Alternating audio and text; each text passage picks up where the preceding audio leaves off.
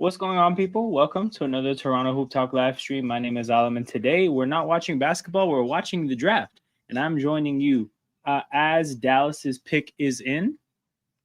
Because truthfully, we didn't need to sit here and hang out together to watch them on the clock.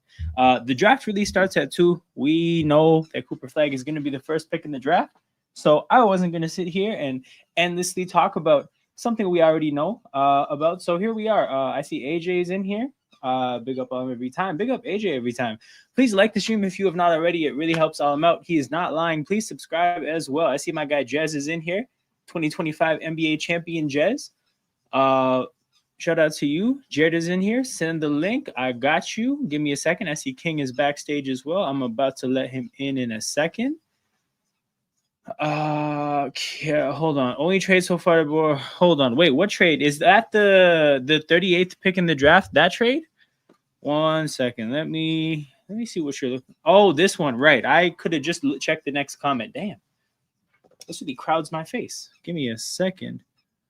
Where are we? Okay.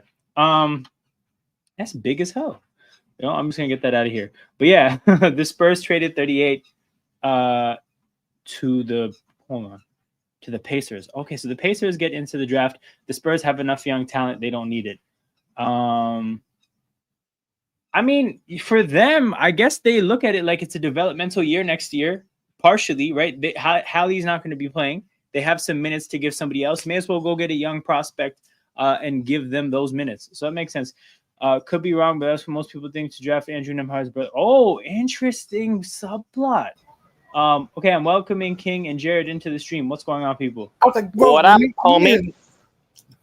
Yo, look, my chat is usually never this deep when I start this stream. So I had to show love to all my people. 11 people watching live. Make sure you guys hit the like button and subscribe to the channel. It's time to go.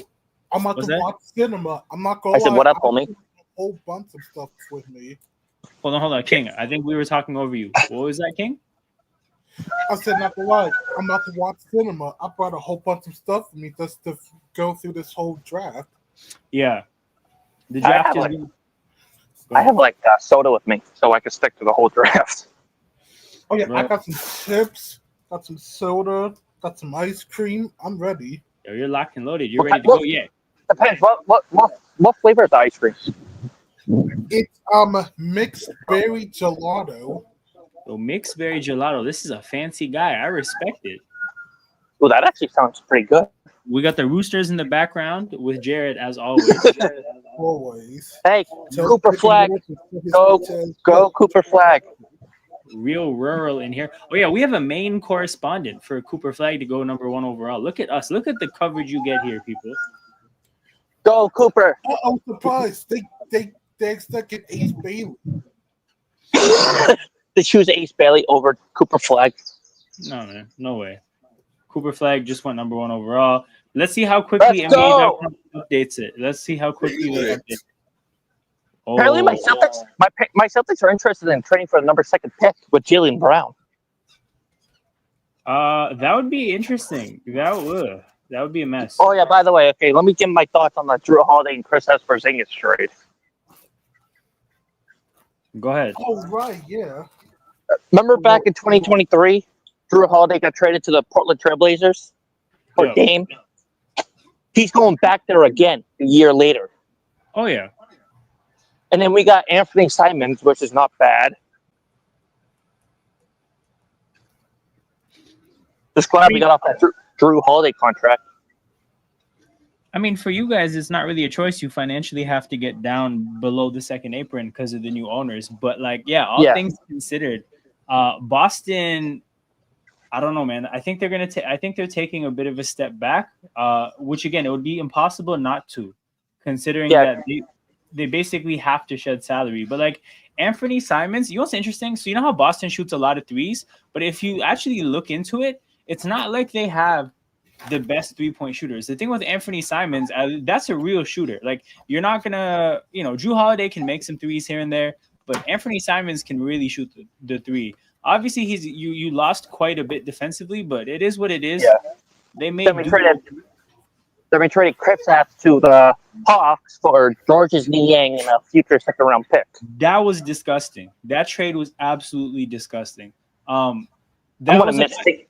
I'm gonna that's miss a, that's a Dingus. financial trade for sure because George Niang makes $16 million less than Kristaps Porzingis. So that trade is exclusively about getting back to a respectable number financially. But if you think about the drop off as a player from Niang or from Kristaps to Niang, it's ridiculous. That move is wild. And then the Brooklyn Nets got involved. They got Terrence Mann. Yeah, Brooklyn's just there. They got picks, right? They got 5 picks in the first round. Yeah, that's what they're there for, man. That's the main thing they're there for. So, San Antonio was on the clock, people. This is when the what's that? What's that, King? So I forgot they had 5 picks. I want to see what the Celtics do. I want to see if the Spurs decline their offer for Jaylen Brown for a second-round pick. For the second pick. I wouldn't be surprised if they decline it to get Dylan Harper.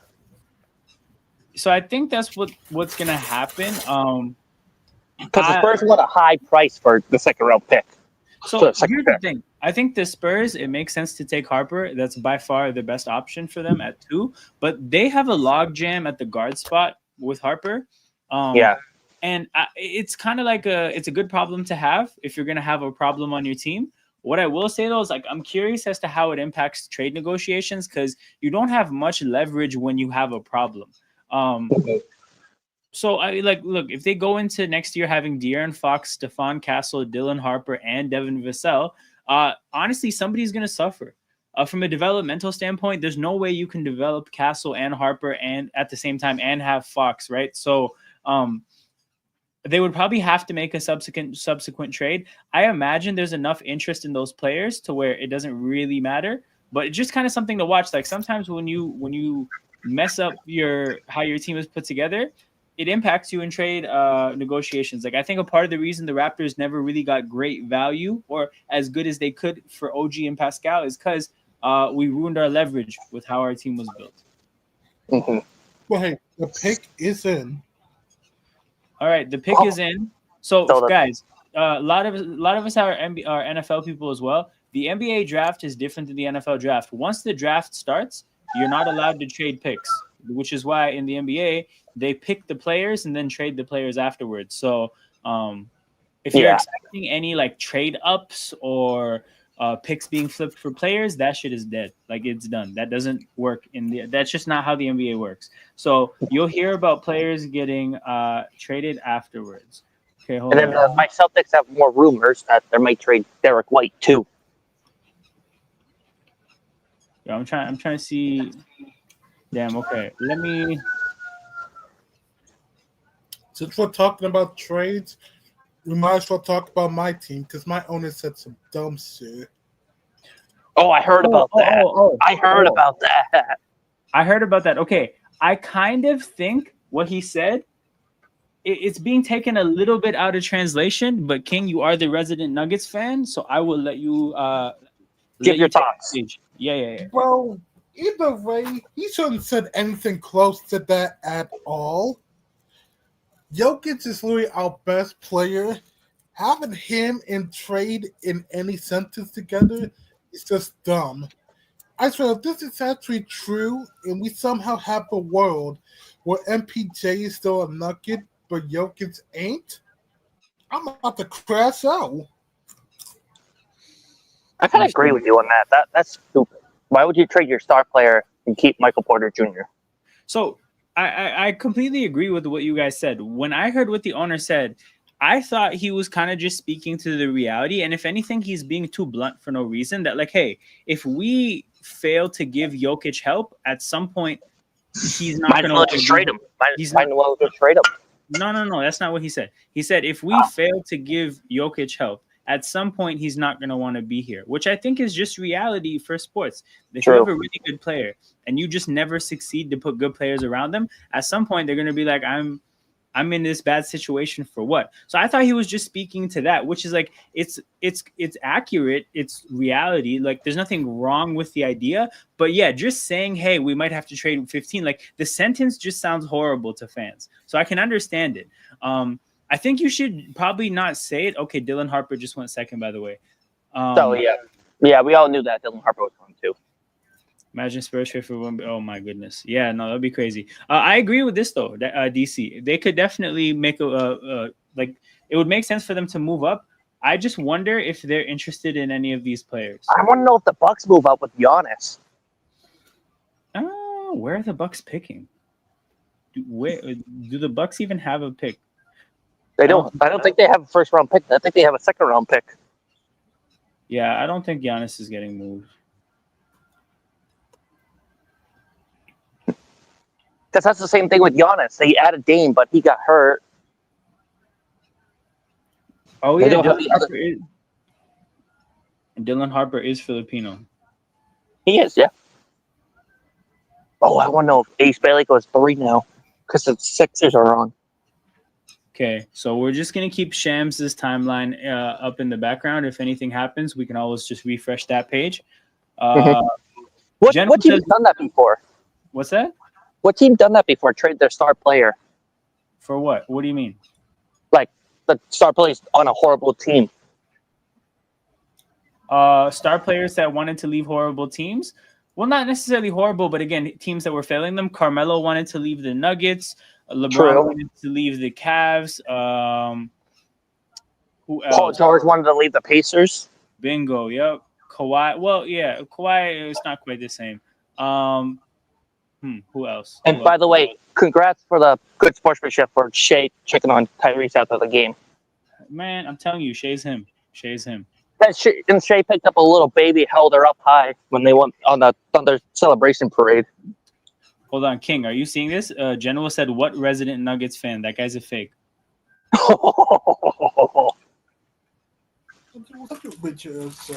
That's probably hey, but no 2023. That's all I have to say. Damn. You guys got lucky on that one. Sixers don't deserve this pick. I'll stand by it. Yeah, they lucky. How did we get lucky?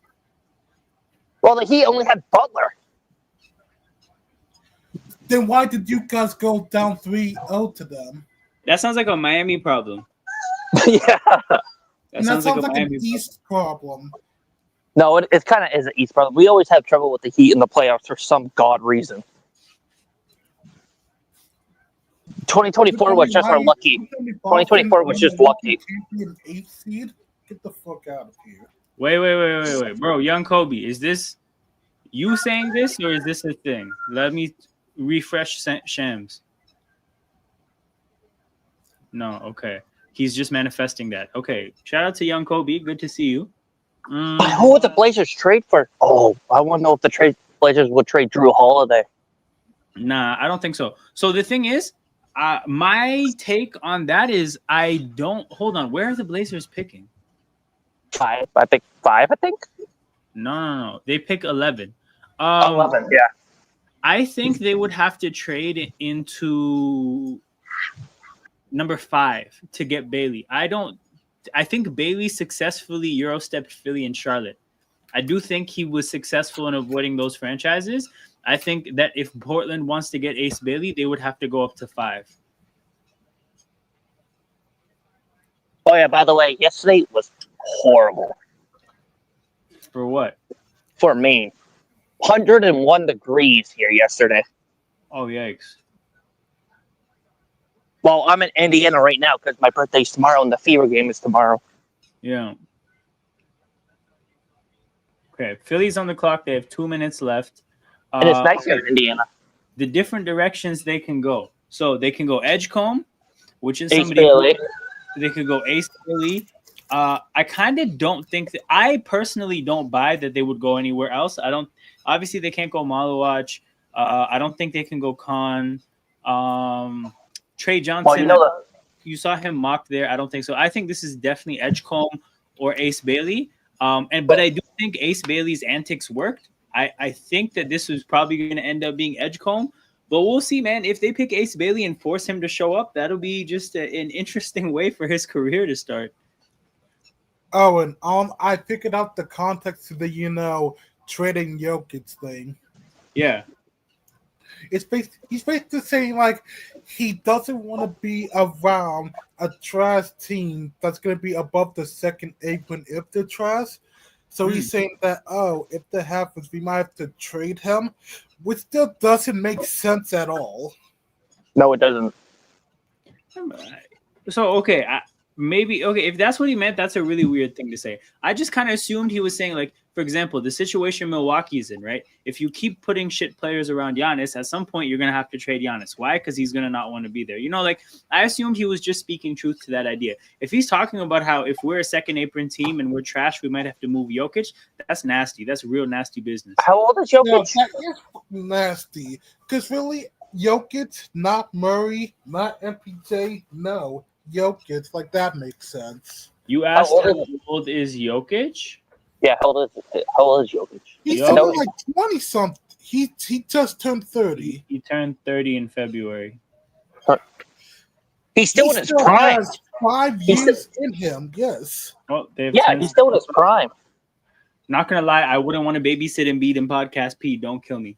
That is like, babysitting is a fun word to use there. I feel bad for Maxey and McCain. I mean, I feel bad for them that they have to be weighed down by the fact that there's no money to spend on their team because of those top two players. Guys, so me and a friend looked up how much money is owed to Embiid and Paul George in the next 3 years. Together, they're owed $340 million. Damn. Like, we looked up the value of every single nation in the world. There's like 4 tiny nations in the world that are worth less than that amount of money. Like, hold on. Global GDP rankings. God, that's tragic. There it is. No bullshit. Your whole country is worth less than 2 basketball players. Yo, hold on. Here they are. There's these 4 countries, right? Paul George and Joel Embiid are gonna make more money in the next 3 years than the GDP of 4 countries. Does that say 62 million? Nah, go back to that. Yeah, I mean it's Tuvalu. Like none of us. Or be honest, bro. Who knew about Tuvalu? Not me. Still, 62 million is the person. Yeah, 62 million. That's Bismack Biyombo money. Okay, Philly just made their pick. They picked VJ Edgecombe. So Ace Bailey's antics work. Ace Bailey's antics work. VJ Edgecombe. That's LA, yo. Who did Edgecombe play for? Edgecombe played for Baylor. So Baylor. That's Trey Johnson that played for Texas.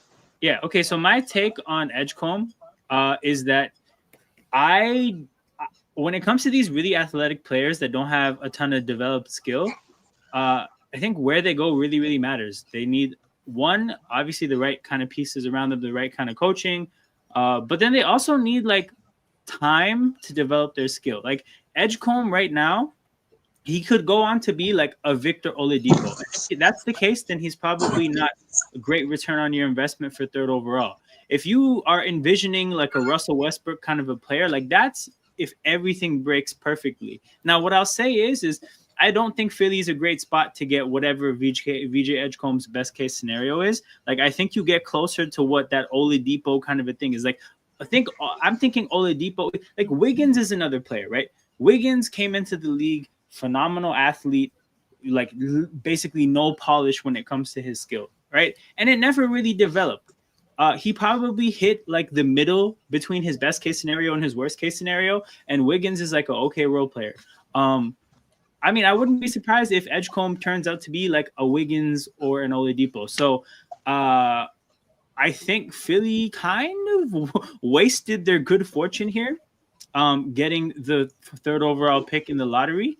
They could have had Ace Bailey, and even if Ace Bailey, again, assuming he wanted to be there, he could have been a piece that you trade for a much better player. He could have been the guy you build your future around. But they passed on Ace Bailey. Ace Bailey's antics worked, and they get VJ Edgecombe again. I don't. Is Ace Bailey gonna beat the Shedeur of the NBA? The thing is, low-key, he wants to be. So basically, according to... So the rumors say that he wants to go to Washington, New Orleans, or Brooklyn. Like, he wants to go 6, 7, 8, right? But he's the 3rd best player in the draft. So, I mean, for the people who maybe don't know what's going on with Ace Bailey, he's refused to work out with a bunch of teams. He refused to work out for Philly, who's picking 3. He refused to work out for Charlotte that picked 4. He refused to work out for Utah that picked 5. Now, Okay. I don't think. Yeah, go ahead. Well, now if you talk, then I'll talk. No, I mean, like, I don't know if he actually ended up working out for the 3 teams that apparently he wants to go to. But yeah, he had a hell of a run in the pre-draft process. All right, here's my thing. Why in the world, out of all the teams, it's those 3 Big up, teams? Joe. What did they got in Washington and Brooklyn? First off, Okay, here's my thing. When I try to wrap my head around that, the only thing I can imagine. Actually, no. You know what? There's no answer, because what I was gonna say is that those are all like good, like, because they're not even good rebuilds. So apparently, the initial rumors that they said is that Ace Bailey's from New Jersey, and his representation and everything, they're all from New Jersey. So allegedly, the initial thing is that Ace Bailey and his team, they want to be in the New Jersey area, so they want Washington or Brooklyn for that reason, right? Kind of locally in the area. If that's the case, not wanting Philly doesn't make sense, because Philly is literally just as close as New York. yes. So that doesn't actually make sense. When I think about what apparently he turned down Philly because he didn't want to be a role player, right? So you go to the team that has Joel Embiid and Paul George. There's a chance you're the role player. Apparently he turned down Philly. Hold on, bro. That chip bag is right in the microphone, bro. My bad, bro. My bad. All good. Apparently he didn't want to be a role player. So he turned down Philly because they didn't promise that he would be like the guy, which is a very interesting approach. So yeah, it's kind of hard to track what Ace Bailey has wanted from this process. When you think about Washington, he would go there, he would be the guy. You think about Brooklyn, he would go there, he would be the guy. When you think about New Orleans, it would be the same thing. But he would also be the guy in Utah. Actually, hold on. Maybe Lauri Markkanen would be in the way. But then again, bro, if you're Ace Bailey, you have to have the confidence in yourself that you're better than Lauri Markkanen. Come on. And then in Charlotte, Charlotte has LaMelo. I could see him has LaMelo and Brandon Miller. Okay, maybe I can understand not wanting to be in Charlotte and Philly. Honestly, that maybe he just doesn't want to be in Utah out of principle. Joel says the NBA champions got a near lottery pick. And, bro, they have the ammunition to trade up for a lottery pick, by the way, because they have more draft picks than they have spots on their roster at this point. So it actually makes sense. And they have Topic, by the way, who didn't even play last year. They have more than enough to move up in the draft. So I wouldn't be surprised if OKC finds themselves with a lottery pick at some point. Thoughts on Utah picking Ace to trade to us? So to be honest, this would probably be the smart thing to do for Utah. I think they could probably get good value picking Ace and flipping him. In terms of flipping him to Toronto, I would have to see what Brooklyn, Washington, and New Orleans' offers are. I think we can go bam for bam with draft picks. I just don't know what kind of players they would be interested in. Ace Bailey is one weird kid. So I just think I would say is like I don't think we know shit about the kid. I think he has a really strange agent. Like his agent is really weird. So by the way, his agent is Sharif Cooper's dad. Sharif Cooper was a really good college player who ended up being a second round pick, and then nothing really happened with his career. So it's like I'm assuming that this guy's dad was also Sharif Cooper's agent. So it's like, I don't know, like maybe his son was trash, but if you look at it, technically he may have fumbled his own son's career. Now he has Ace's career in his hands. I don't know, man. Scary stuff.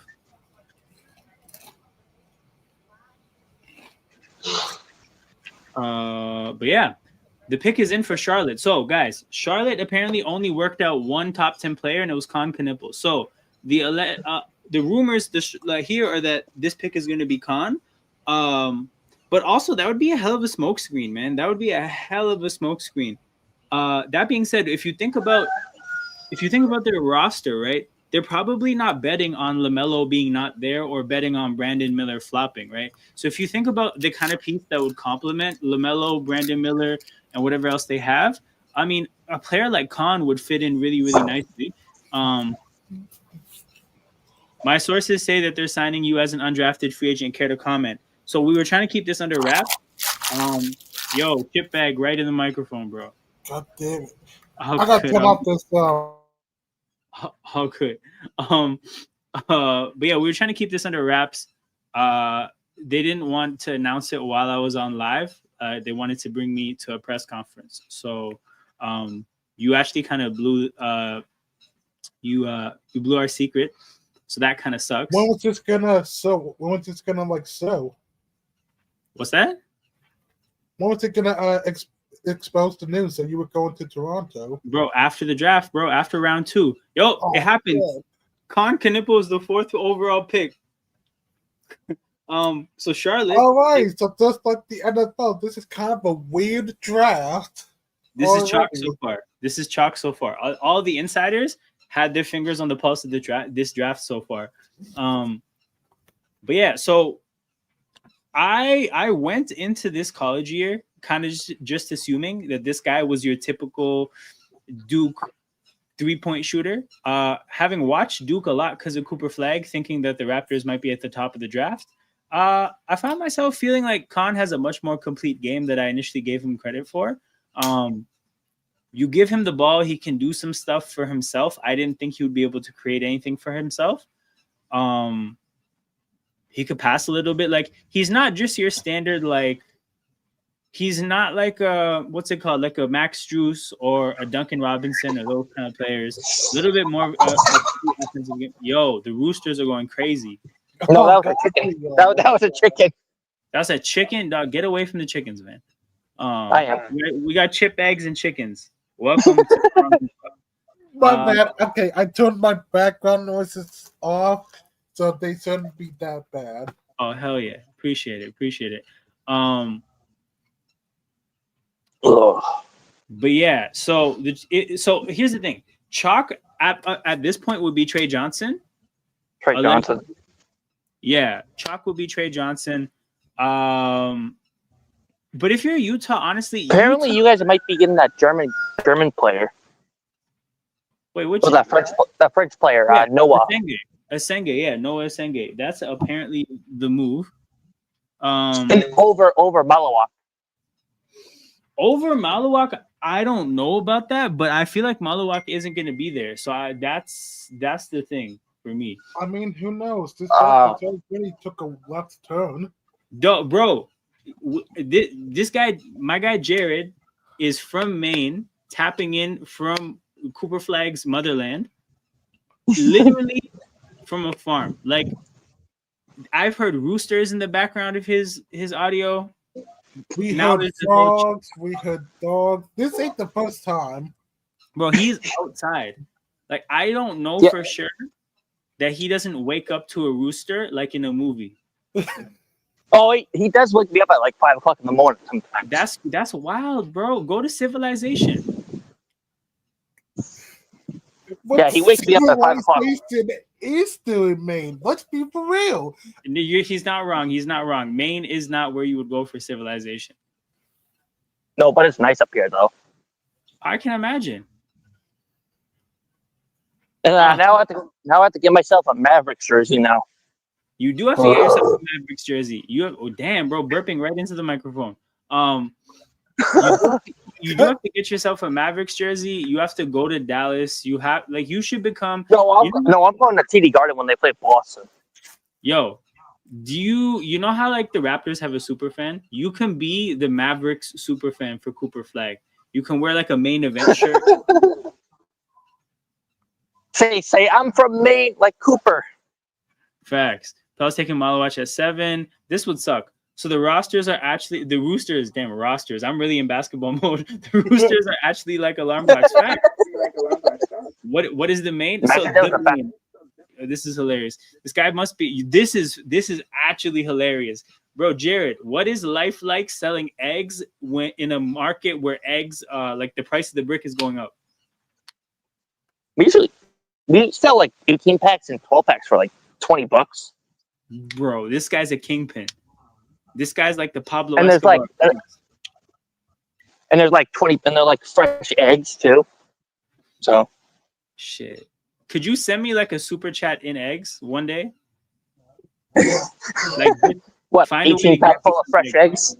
yeah, just find a way to get this egg. Dude, we usually get like 12 a day.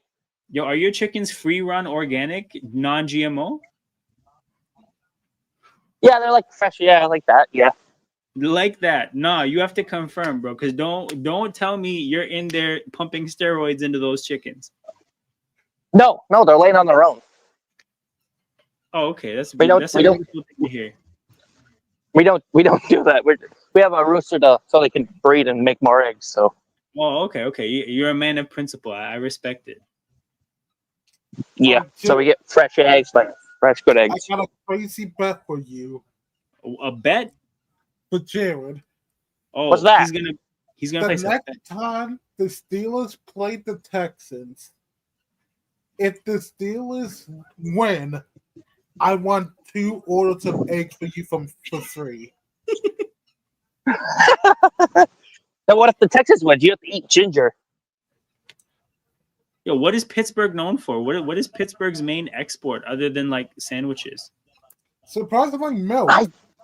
We're big. Oh, We're milk. big Yo, exporter you of guys are milk. gonna make a bet with eggs and milk on the line. This is the most rural bet ever. Dude, I watched some video. They do like crazy crap. They put sardines, milk, eggs in a blender. And they blended it all up. That's not okay. That's a violation of Nah, something. that's gotta be that middle of PA. We don't claim middle PA. Oh, actually, I'm not even gonna say it, but I know what you mean. There's Pittsburgh, there's Philly, and then there's All the randoms in between. Kentucky. Oh, Philly cheesesteak. Yeah, Pittsburgh for sandwiches and stuff like that. Okay, so Ooh. the Utah pick is in. What I'm gonna say about Utah is I think Utah is such a bare bones situation. They almost don't have anything to base a decision off of. Like, there's no player that you look at and you say, you know what, this guy is gonna play this role for us going forward, and we're gonna try to build around that piece. The Utah has no business having any other approach other than taking the best player available, which is Ace Bailey. But Ace Bailey, I don't know, man. He probably would. Oh, they took him. Utah has picked Ace Bailey against his will. So we'll see if he gets flipped. He is smiling as if he's comfortable with this. So we'll see what happens. My eyes are peeled. Shams. Okay, Shams. 45. Since you ruined my day in Boston with the Porzingis trade. Dude, I gotta say, I know he's sick right now. Yeah, for sure, Jez. He's like, yeah. I wonder, like, here's the thing. Again, in the NBA, you can't trade the picks. So even if somebody is trading up to get Ace Bailey, Utah would have to make the selection anyways. So it's not really set in stone yet. But that's why I'm waiting for Shams, because at some point, Shams is gonna say something to let us know that About the trade. yeah, like whether he's staying in Utah or not. Again, he does not look like somebody who's about to like not show up to Utah though, right? Like either he knows he's getting traded or he's comfortable going to Utah. I'm originally from Massachusetts, so I was born and raised in Massachusetts. We had polar water. Like, you know, that flavored soda and stuff like that.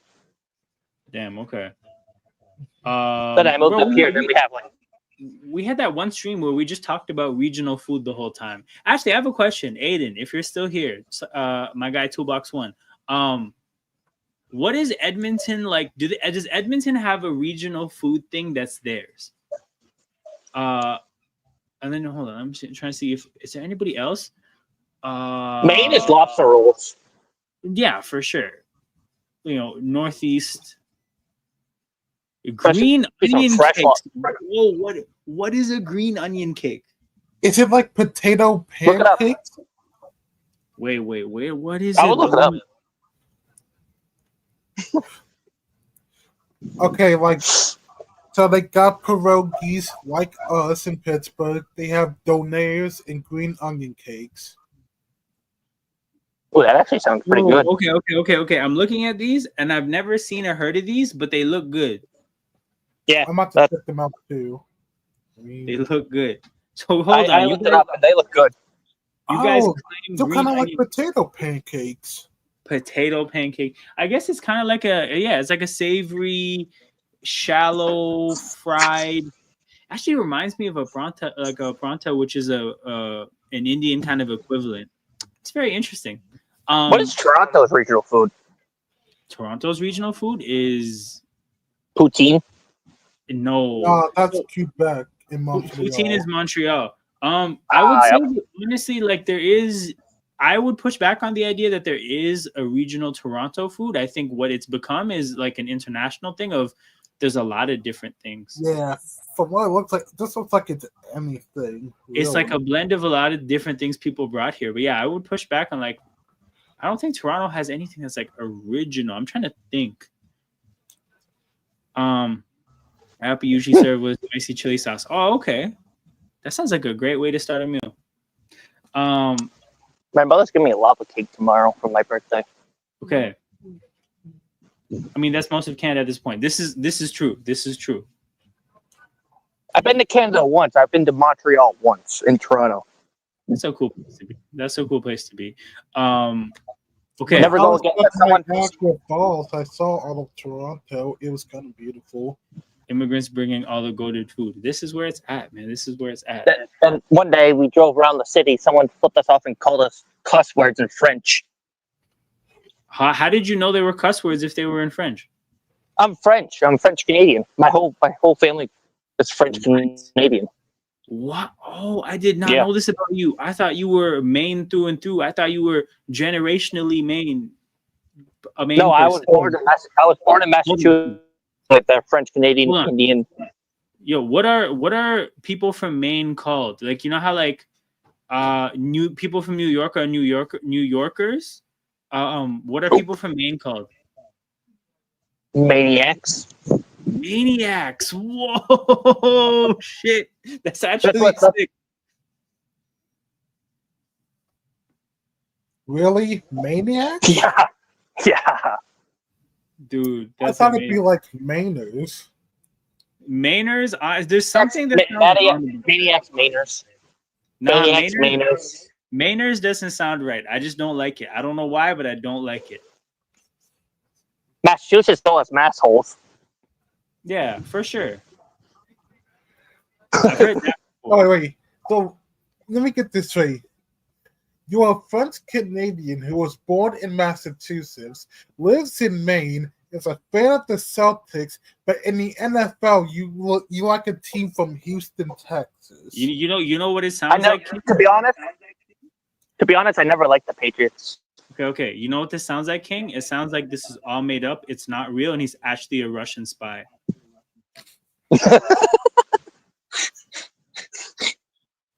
No, I like the Texans. I like the Texans because I went there. My first NFL game was Houston Texans game. I bet you're secretly a Washington Capitals fan and a big Ovechkin fan. Taking Washington so long. No, I'm a Boston Bruins fan. Yo, actually, you know what, King? Thank you so much for bringing us back to basketball. Okay, this is where I think the draft really gets interesting because no, I'm a Boston Bruins fan. So, I just saw this message here, but yeah, no, yeah, okay. So the thing is, Ace has gone 5, where he should have gone, right? If 3 and 4, if teams were gonna get scared, whatever, he should have gone 5, right? We thought Khan was going 4. We thought Edgecombe was going 3. This is where shit gets really interesting. I don't think they can go Maluak because they have Sar, but if they want to play Sar at the 4, that'd be kind of crazy and chaotic. I don't think it would be good, but in theory, they could do it. Who do you think they go with? Johnson from Texas. What's his name? Trey Johnson. Actually, hold on. Let me see what Shams is saying. I think that would probably make sense for them, but also I'm thinking about it. Right? Um, they have Bilal Coulibaly, Sar, and Bub Carrington. I think that's their young core so far. Yeah, that doesn't really restrict you. You can still go in a lot of directions. I don't know.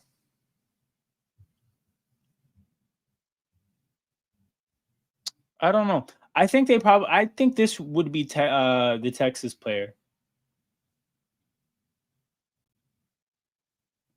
But yeah, Washington's pick is in.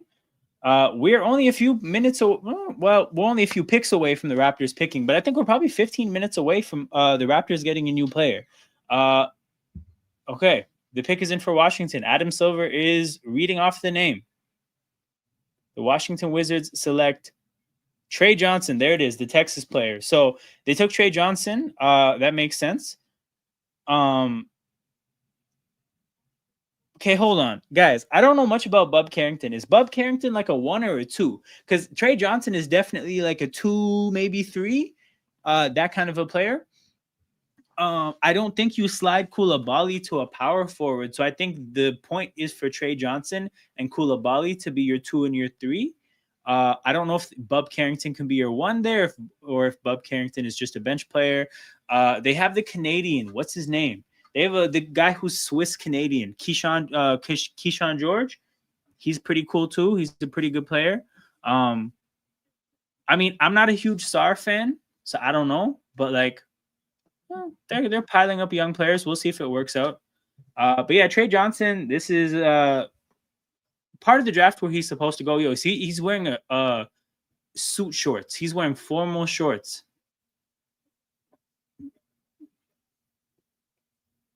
Like, it just makes him look like a basketball player to me. You know, like when you look at Trey Johnson on a basketball court, this is what you're going to see. You're going to see shorts and you're going to see socks. So it makes sense. Or like it looks familiar. All right. From this point onwards, we have the New Orleans Pelicans. Okay, I don't think the Pelicans can go Maluak or Maluach. Man just wants to be comfy. Let him live. You know what though? I think I once upon a time was against the suit shorts, and then I think what happened is I saw Ezekiel Elliott wear like a crop top suit. Ezekiel Elliott's a football player for people who don't know. He wore like a crop top suit, and I think that established a new bar. I don't think I'm bothered by the shorts. I'm cool with the shorts.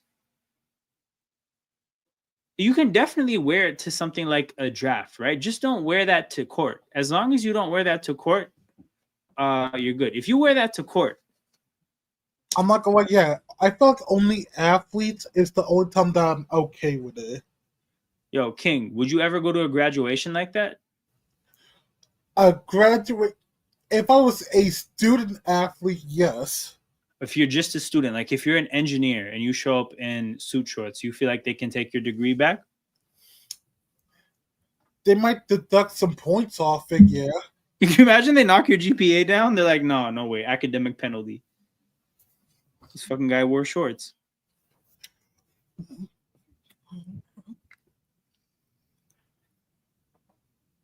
Highest drafted players from Texas: Aldridge, KD, Thompson, Trey Johnson, Mo Bamba. Oh, Mo Bamba was from Texas. Oh yeah, Mo Bamba about to get married in suit shorts. That would be an interesting call, because you know how like generally the society is trending towards comfy shoes with formal outfits. So like you'll see suits and runners. It's like an evolution of that, right? You imagine the guy gets married in suit shorts and like the same shoes he wears to basketball games. Like that's like a classic, like when you're getting married at 6, but you have a ball run at 8. Like, remember that meme format? Yeah. Oh, hold on, King. When you mentioned all the Texas players, were you looking at the graphic on the yeah. Okay, you're actually ahead of me. Oh. Yeah, This is really odd. Okay. This never happens. You're never ahead. Okay, when the Raptors are picking, you can't spoil it. I'm not Everything gonna else, I don't spoil care. it. Feel free to spoil anything else, by the way. I don't mind. All right, I'll let you know. But yeah, so Pelicans, right? I don't think they can go Malu, or I don't think they should go Malu watch because of Misi. I was gonna say something else about them, then I forgot. Oh, I think this should be Jeremiah Fears, and the reason why I think that's the case is because I might be wrong about this. I think the Pelicans are on the verge of a rebuild, right? Whether they want to acknowledge it or not, I think that that's their reality. The Zion sit failed. Because bro, Zion is gonna either get fat, retire, or get traded, right? There's only 3 things that can happen from this point onwards. So I don't know. That's not gonna work out. Because they have because I think they're about to rebuild and they have like a long timeline, I think they have enough time to be patient with Jeremiah Fears. And I think Jeremiah Fears is the kind of player that needs patience. I think he's like extraordinarily skilled. I just think he's like, I don't know if he's 18 or not, but he definitely looks 18. Like that guy has a teenage boy's body. And that's the problem, right? Like he needs time and patience. But I think he's so talented, man. If Fears doesn't go here, I want him to go to Brooklyn. I kind of don't want Fears to get pushed into a situation where they want him to play, or they need him to play like mistake-free basketball too quickly, because I think he'll get pigeonholed into like a bench player at that point. And I don't think you should be in the lottery looking for bench players. Shout out to Grady Dick though. But yeah, so we'll see what happens. I would like for this to be Fears. If it's not, we'll see who it is. Shout out to Cooper Flag joining the Lakers in 2030. Hey man, as long as if the Mavericks just be the Magic of the new 10 and just be the Lakers bitch, that's gonna be hilarious. Damn, that is a good point. That kind of is what the Magic were. Why is it always a team in blue? But yeah, man, shout out to Curry Pirate. Pelicans pick is in. The Pelicans pick is in. We are 2 picks away from the Raptors getting a new player and a future Hall of Famer. Since Brooklyn's when? pick. What's that? Since when? Since when? No, I'm just saying I saw it in a dream yesterday that the Raptors are going to take a Hall of Famer at 9th overall. All right, we'll see what happens. I didn't see who it was. I just saw that they're gonna make the Hall of Fame. Man, I can't wait to 2 picks. We're gonna learn I guess a Hall of Famer from like what 2040. It's gonna be so lit. Are they going to commercial? Bro, just send Adam Silver to the podium. Hell yeah, they're making the pick. I was like, no, not for me. I was like, yo, get Puck off the screen, man. I'm trying to hit the pick. Yo, hold on. They took Jeremiah Fears. Let's go. They listened to me. They listened to me. Oh, so much for that being ahead. Oh shit, never mind. Damn. Okay, both are trying to trade Lonzo or Kobe White. Interesting. So the Pelicans take Jeremiah Fears. Yeah, this guy, honestly, he has a sick handle. He gets to the basket so easily. He's short, right? Like, is what it is. Like, you can't do anything about that. But he can score at all 3 levels when it comes to ability. What's gonna have to happen is that 1, he's gonna have to put on a little bit of muscle. 2, he's going to have to figure out how to be efficient as a scorer at his size, right? Because the way he got to the basket in college, it's not going to be so simple in the NBA against grown men and against generally better rim protectors. So if he doesn't get to the basket the way he did in college, now he's going to have to get a free throw game going like Shea to, be kind of consistent and reliable. We'll see what happens with his development. But bro, in terms of just ability, whenever I watched Fears, I was having a very good time watching a talented basketball player. I think you were drunk before going to sleep, so don't worry. That is true. That was the case. Curry P knows. Brooklyn should be a nice guy and let Malawach fall to us. Yeah, so this is it, man. This is where we are. I think Brooklyn either takes Malawach or they don't. Hello, are there any trades yet? No, there's no trades. But yeah, Brooklyn either takes. You guys pass on Malawach. Yo, if we pass on Malawach, then something is seriously wrong with him. Like, honestly, if Masai looks Malawach in the eyes at number 9 and goes to Senge, then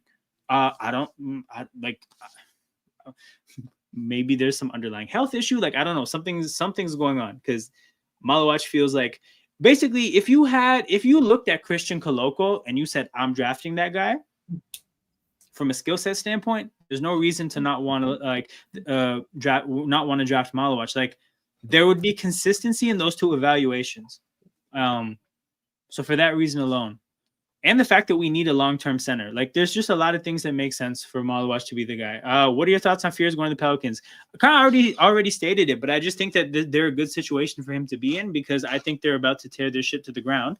And if you think about what part of the reason I think Shea is so good is because for 2 years, bro, he could do whatever he wanted while nobody's watching. Like, those Thunder teams were so bad, nobody was watching. He could have horrible games and it doesn't matter. Like, you can fully let a player learn and develop with complete patience when your team is bad like this, right? I think about one of the situations which I think is to the other side of the spectrum, Terrence Ross on the Raptors, right? We needed him to play mistake-free basketball as an important role player damn near year 2 of his career. And I think that really stunted his development, because he was an athletic freak and he had shooting ability. There's no reason that shouldn't have been like a 2 or 3 option, but he was never that. So I think that comes from the fact that he was never given the opportunity to play, just go make your mistakes, fuck around and learn, right? That was never possible for him. He was getting pulled whenever he would make mistakes, because we were trying to win 50 games and then we were trying to win playoff series. So when it comes to players that really, really need development, I just want to see them go to teams that aren't going to need them to play mistake-free basketball early. If we pass on Malawach, I'll record my crash show. Bro, I'll drop the link in the chat. Feel free to pull up. But yeah, 1:48 left on the clock. Brooklyn, make this goddamn pick. We have draft stuff to get to. We got to learn who the next Hall of Famer is. But yeah, there's 15 people watching live. Make sure you guys hit the like button and subscribe to the channel. Toronto Hoop Talk, we're going to be back live tomorrow for the second round, although we're going to be talking a lot less about the draft and probably a lot more about just generally free agency and what the offseason is going to look like. And then after that, I don't think I'll be back until Tuesday. Basically, yeah, Tuesday. After tomorrow, I'll see you guys on Tuesday, because at some point I'll be streaming during the first day of free agency as things happen. Might have to put a content warning label. Yeah, I'll put a thing of not all views expressed on Toronto Hoop Talk reflect the views of Toronto Hoop Talk and Alam. Something like that. I'll put a banner together. 52 seconds left. Come on, Brooklyn.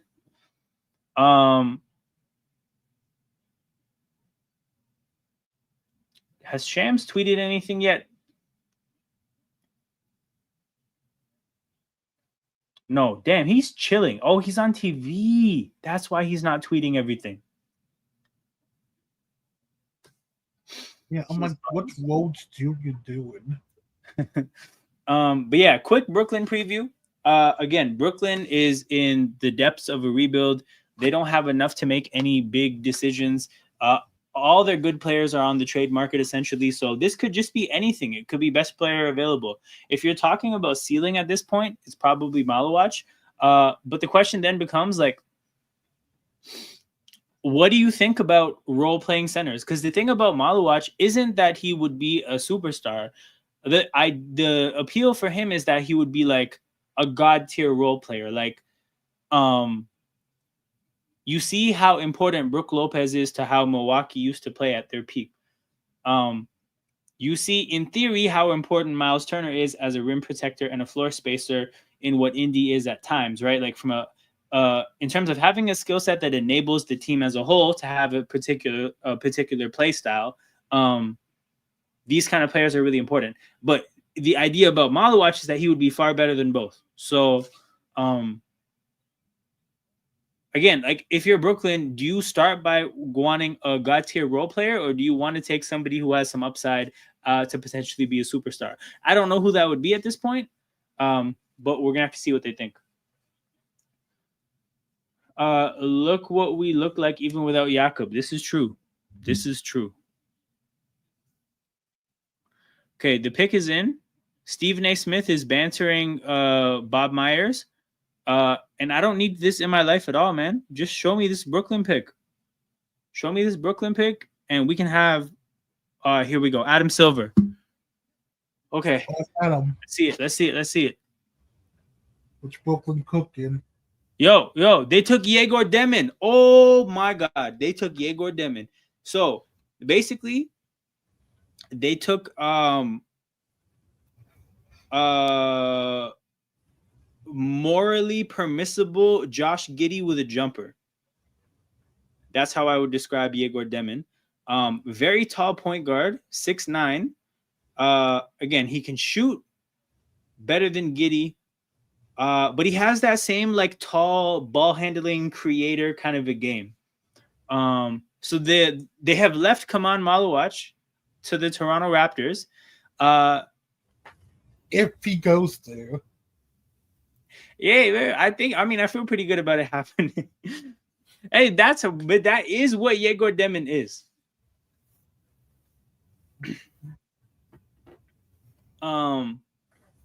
But so this is interesting, right? Like, I think I don't know. If you think about Yegor Demin's ceiling, if you that archetype, if he pans out like best case scenario, that is realistically like somebody who could be your number 2.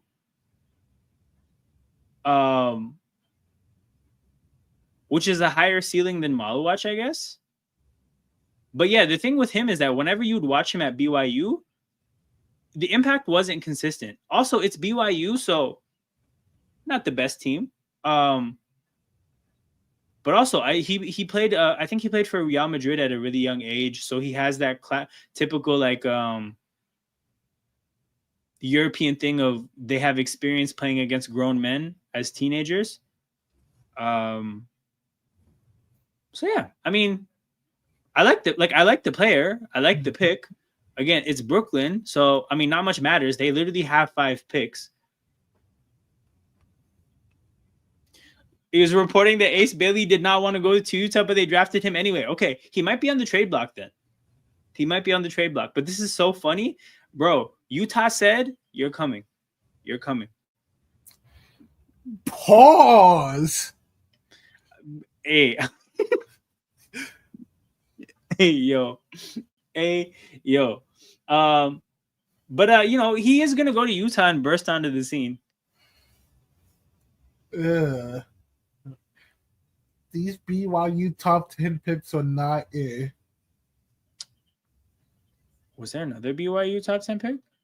Oh, next year there's 1993, Sam Bradley. 04, Rafael Araujo. I know I messed up that last name. Yo, he went to BYU? Yes. What? Yo, hold on. Let me click what Jez just put in the chat. All right. Yep. I'm about to check too. I see it's by 30 got next, and I'm excited. Oh shit! This pick, huh? Oh, that's that Eli Manning pick. Oh no, yeah, he's not doing this. 30 got next. Hey, young Kobe, you got it. You got it. You got it. But yeah, this is what Jez put in the chat. Look at this. Yeah, he is not feeling it. You know what? I'm gonna leave this open. So I'm gonna keep Shams on another tab. I just want to pivot back to this every now and then. This is hilarious. Okay, Raptors on the clock, bro. Just take Malawach and call it a day. If they take somebody else, oh my god. Well, again, if they take somebody else, then like something's going on with Malawach. Actually, yo, okay.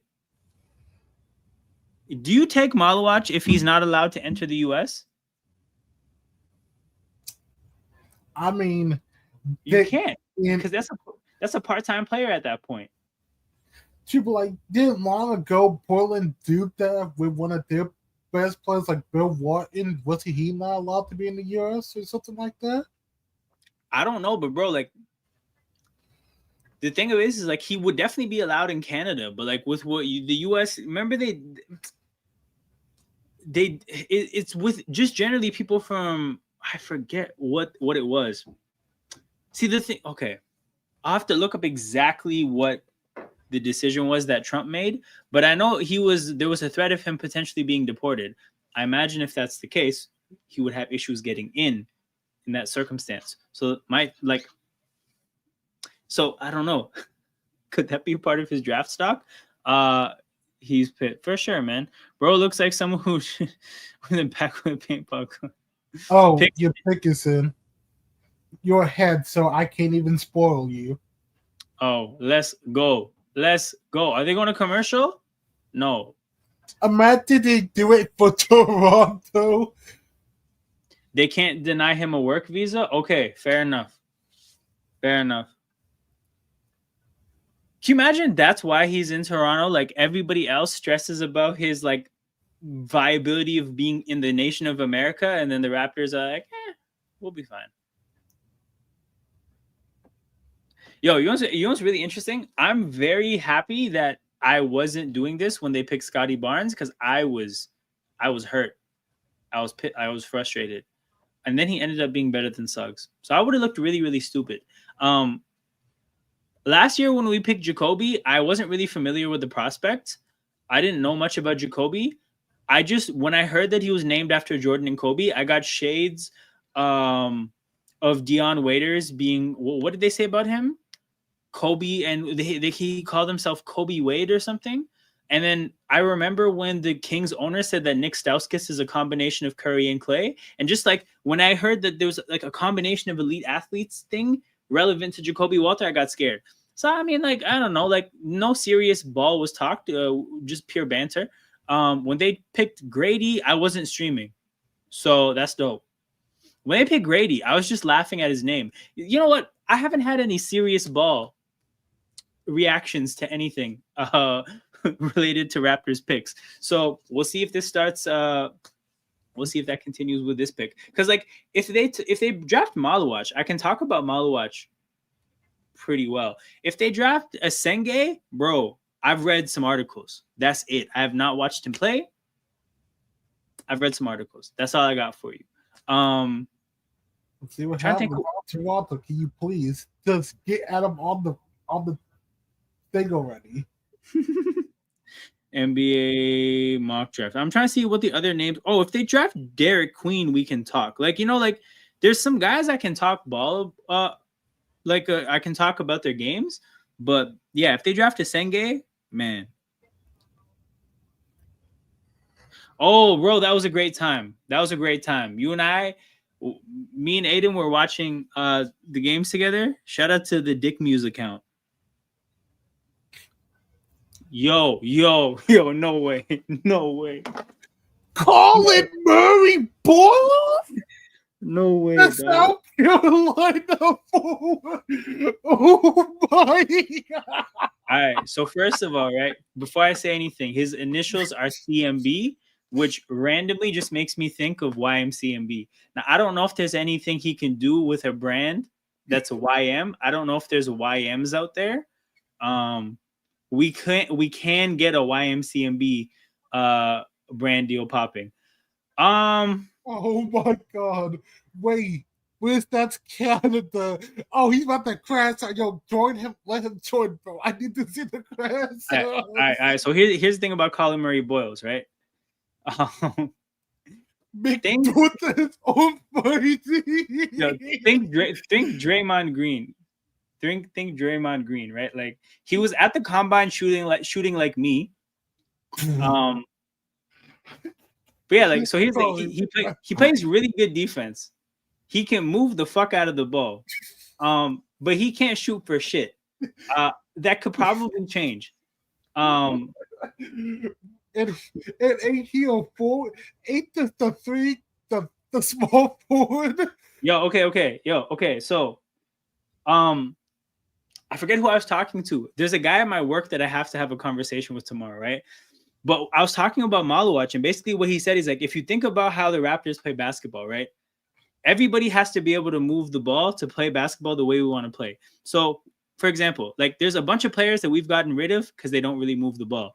Maluach probably also would have been that kind of a player. The thing about Colin Murray Boyles is that he can move the ball. Like he fits within our offense from that standpoint. But like you don't really have to respect much of his game. Bro, what is this?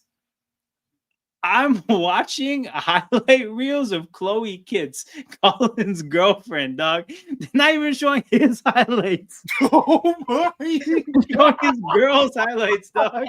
You just got drafted. They're showing No. So much for.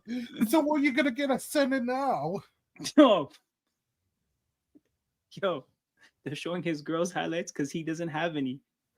Like, you can't show down screens as a highlight when somebody gets drafted. I'm playing though. Like, here's the thing. Like, I don't know. He doesn't deserve any slander personally. Like, he is going to be a useful basketball player. It's just not 9th overall. That is tough. Yeah, this is tough. My dream said right. But my dream did say that we were going to draft a Hall of Famer. So I will be there at his Hall of Fame speech. But yeah, this is rough. All right, I've got the alcohol started on my nerves. I'm so bad now. Yo, what the fuck, man? Yo, what do we? Let me see what the timeline is saying. Let me get consoled by the timeline. Out of all the teams that had to do the Okay, cool. It had to be Toronto. I'm seeing somebody say, shake my head. I wanted CMB at 13. Yo, okay. I mean, dog, that's unreal. Okay. Real basketball talk though. I think what may have happened here is we may have prioritized getting a primary defender over everything. And I don't think that's how you draft. I don't think you draft by prioritizing one need over others. I think the draft is so important for teams like Toronto that aren't players in free agency, where like you just get the best player you can. And if you have overloads at certain spots, you can make trades accordingly. Part of what we have right now as an issue in Toronto is we don't have like a primary defender. Scotty Barnes is the guy you can put on Jason Tatum, but you can't put RJ, you can't put BI, you can't. There's nobody else that we have that can take on primary assignments. Yo, they're comparing him to Draymond on my TV right now. What did I tell you guys? You know what's fucked up? When they drafted Scotty, you know who they compared him to? They compared him to Draymond. That ended up being very wrong. But similar to Scotty, want Draymond for some reason. Yo, but it's like at this point, just trade for Draymond.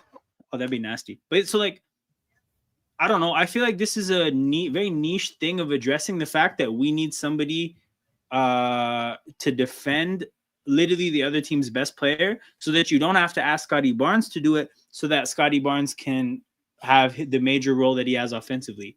Again, I just don't believe philosophically in sports. I don't believe in drafting with like such a narrow, like in such a specific way when it comes to needs. So I don't like that part of it. As far as his game goes, like we've swayed away from needing 3-point shooting in the sense that like a BI is a bucket. IQ can shoot. Grady can shoot. Jacoby can shoot. Like we're probably more built to take on a non-shooter than before. But actually, you know what? Not with Jakob Poeltl, because if you put Jakob Poeltl, CMB, and Scotty on the court together, that's kind of nasty business. This is yikes, man. This is rough. CMB, bro. Which company is a YM? We need to find a YM company that needs to do a deal with him. YM. The packs, bro. This is rough. Like, I'm trying to see. I'm trying to get somebody to talk YM Inc., a fashion company. Yo, I just got a text from somebody saying this guy's built like my auntie. Oh Yo, Toronto had to be the team that had to do the funny shit. Yo, the Hornets are trading Mark Williams to the Suns for the 29th pick overall tonight. Mark Williams apparently has a good enough back to get traded. All right. The pick is in for this is for Houston, right? This is Houston's pick because of I'm seeing somebody from NBA Twitter saying, as a huge CMB fan, I hate the fit with Toronto. The Raptors took the second fewest threes last season, and now bringing somebody who's by far biggest question mark is shooting. So again, what I just said, like I'm talking it through, and I'm like, we got shooting, and then I just thought about it. I'm like, but if you put him on the court to guard the other team's best player, you're not taking Scotty off the court. You have to play Jakob because we look horrible without Jakob. That's 3 non-shooters. That's not great. Is there anybody else willing to tell me anything about this? This is rough. So what I'm hearing is grit and grind Raptors. Yo, this is not by the way, Phoenix took Malawach. So I mean, wow. That's gonna be a comparison for years to come. Congratulations. Are you gonna have that? Bro. So I think we're okay. Yeah, no, tell your friend that their dream is carrying a lot of weight right now. Yo, I just need you guys to keep this in mind. He got drafted and they showed his partner's highlights. What is that?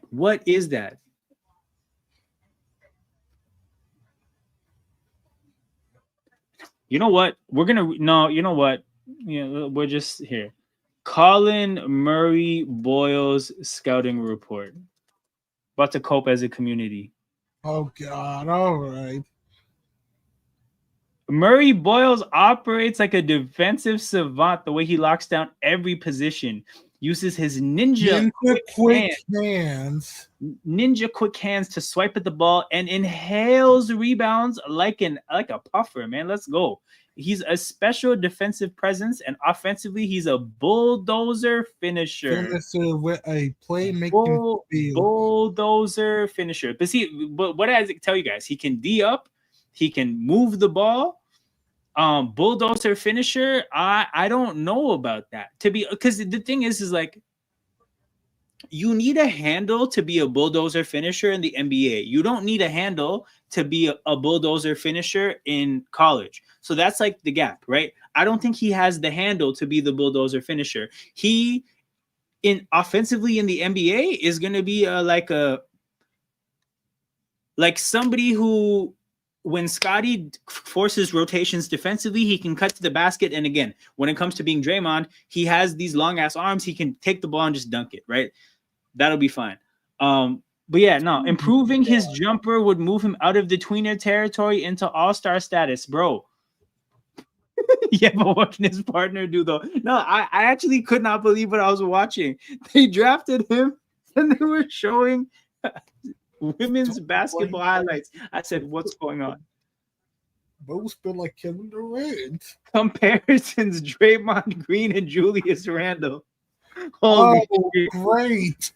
That's what you want to be compared to. Julius Randle. No, hold on. Okay. Strengths: versatile defense, one of the best defenders to enter the draft in recent years. While he's not the most blah blah blah blah blah, few players possess his blend of intellect, strength, hustle, foot speed, length, and coordination. He has a thick, big-bodied frame with a long wingspan, well over 7 feet. Pause. Okay. Now here's the thing, guys. This next one is wild as fuck. Because if you think about it, bro, King. Actually, no. You know what? Let me move this out of the way, guys. Chat and King. I need you guys all to participate right now. Do you think it's possible to be a professional athlete while not having good hand-eye coordination? King, what do you think? Hell no. Okay, cool. People in the chat, I'm going to give you guys like a minute. What do you guys think? My crash out meter is raising the more I listen. I'll be right back. Need more alcohol.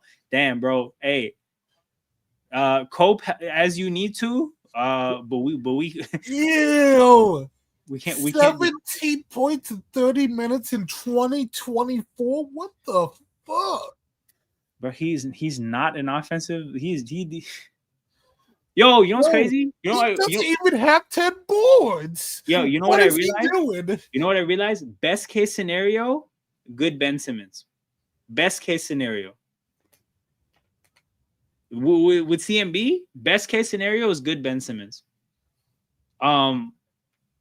Okay, cool. I gave the chat some time. No, right? Yahoo Sports is telling me that one of his strengths is hand-eye coordination. I just need to know, like, but is it possible? Is it possible for a player to be a professional athlete and not have good hand-eye coordination? But nonetheless, with amazingly quick hands and reaction time, he seems to get a finger on the ball every time an opponent drives, ruining their rhythm or forcing a turnover. He also has immaculate timing for contesting shots at the rim with a tendency to swat layups away as if he's spiking a volleyball. High defensive IQ, rebounding. Steal. Holy fuck. It's not like people steal all the time. Look at all his strengths. It's defense and rebounding, right? Post playmaking hub. Let's go. This is that Draymond shit.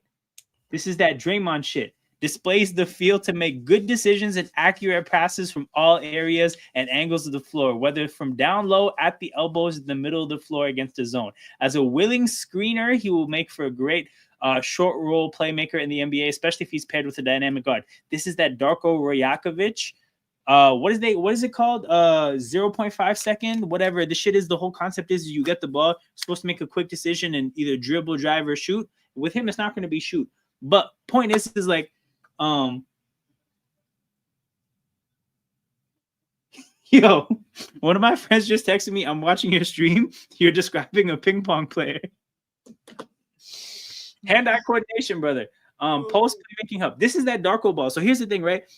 If/when this pick is ass, you can blame Darko. Like that, you add this to his rap sheet. So basically, if this was 2K, his build is a two-way inside the arc menace.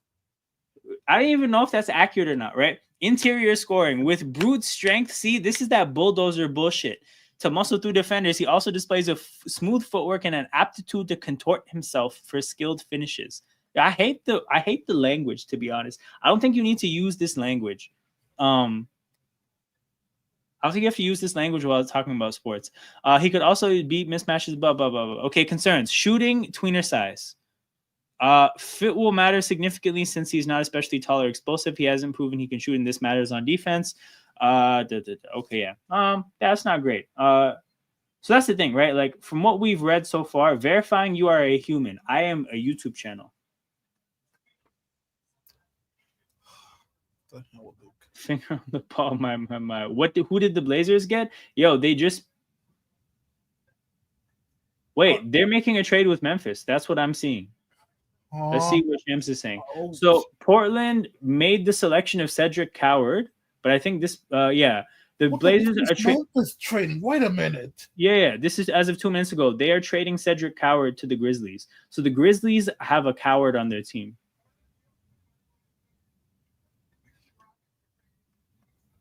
Yeah, so let me keep reading this bullshit. Colin Murray Boyles. Danny Ford. No, bro. NBA comparison. Grant Williams. Williams. No. Ew. That shit hurts my heart. Bro, Grant Williams. Not on my team. Oh God. What did he post? Ew! Watch what a toolbox just did.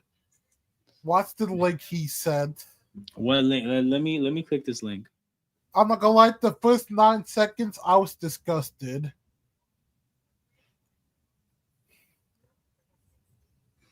Yo, this is what I was talking about. Toolbox. When I said that he was at the combine shooting like me, this video is what I was talking about. Oh my God. This is nasty. Man said, grant me another damn draft pick, please. Back. All right, so Memphis is getting Coward, Who is Portland gonna get for Howard? John Morant. CMB Yo, had a if they negative. trade Jaw, I might actually. The Memphis is tanking. Nah, it's definitely not. CMB had a negative assist to turnover ratio, bro. Damn. Oh, I can't wait for Damn. next season now, just for this. Damn. Yo, at 6'6.5, barefoot is undersized for a traditional post player. Oh, this is nasty. Murray Boyles projects as a rotational big with starter potential. Although top 10, this is what you want from your top 10 pick, a rotational big with starter potential. And I said earlier in the stream, I was like, bro, you don't aim for role players in the lottery. You shoot for the fucking stars. And we shot for CMB. He's 20 years old. Oh my god. Yo, bro, no, this is facts. We did all that tanking for Colin Murray Boyles. Imagine telling Raptors fans this during the tank. How would you feel if you had this foresight, knowing that this is the play you get? I would hate everything even more than I did. I got us. We're gonna look up Chloe Kitts' scouting report. Really? This is the cope we're doing. We're searching up his girls' highlights to make it see if we can rub to him. Known for her versatility, scoring ability, bro. We need to bring her to the Toronto Temple. That might make this right. So every game this season is recognized for her ability to handle the ball, score in various ways, and yo, she can score.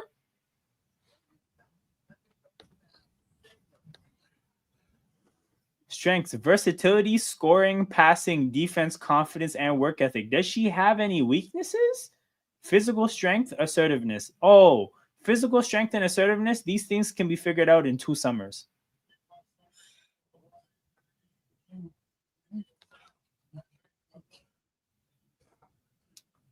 Yo, Chloe Kitts might be her. Welcome, King Academy. All the Toronto fans are mad, coping, and in pain. I don't know. Real talk, it just makes no sense. The fit is terrible. We already have poverty spacing. This makes it even worse. This is true. No, that's the thing, right? Like, you just keep talking about it and you keep stumbling into more things, right? Like, in my head, I thought about it. I'm like, hey, we have shooters now. And then I'm like, well, we can't put them all on the court.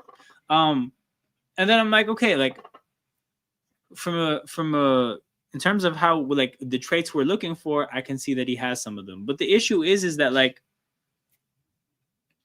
I would say that OG Anunoby, OG Anunoby and Scotty Barnes, significantly better prospects than this guy, right? And if you were to tell Raptors fans like we're throwing another one of those players on this team, that Raptors fans probably wouldn't be happy, right? So the chance that this guy is going to be better than either of those players is like 0. Not great. Big up. How's the draft gone so far? Shout out to African King Academy. Bro, it would have gone much better if we drafted Kaman Malawach, but we didn't. Maybe they can fuse together like Trunks and Goats. Bro, we need them to. Here's my question though. When fusing all of them together, would that just be like a Maple Gobert or a Maple Ben Wallace? Wait, if we're fusing who together? All right, that's what I don't know. That's what I need to see. No, we're talking about fusing CMB and his girl together. Oh. I thought you were talking about if you fuse like those 3 players together. Oh hell no. Nah, man. Yeah, we're talking about Chloe and CMB. He put Chloe first for a reason, by the way, because she's the better baller. Grizzlies are sending 16th overall and a first-round pick in 2028 for Coward. All right. Bro, if we don't get Chloe Kitts on the tempo, after this, I'm rioting. Single-handedly, I'm rioting like on my own.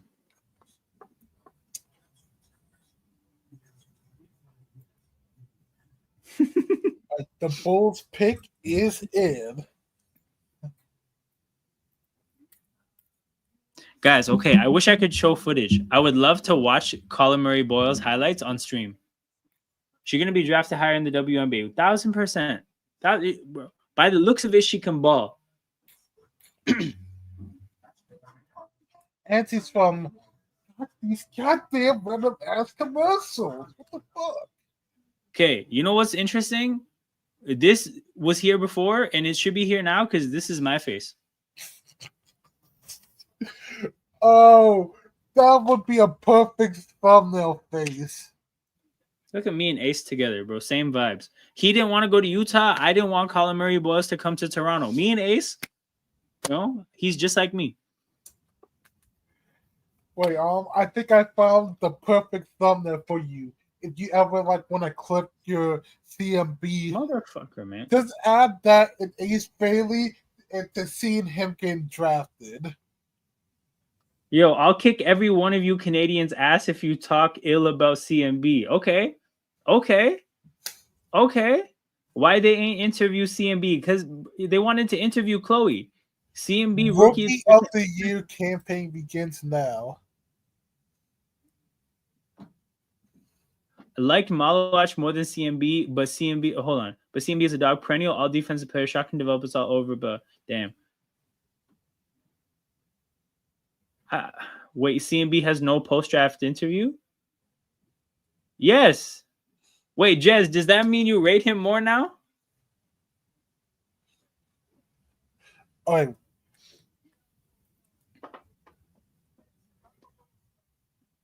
Oh, see, this is the cope. This is the cope. IQ, CMB, Scotty, BI, Yaga, Raptors, defense back. No one went to Chicago. Yeah, this is the cope.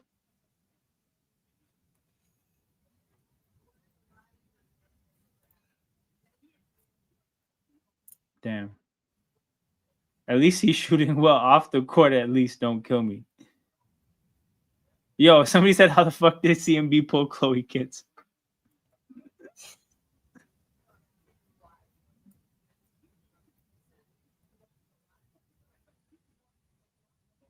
As a Gamecock and Raptors fan, that was sick. Welcome. How did you end up as this? Who? Vince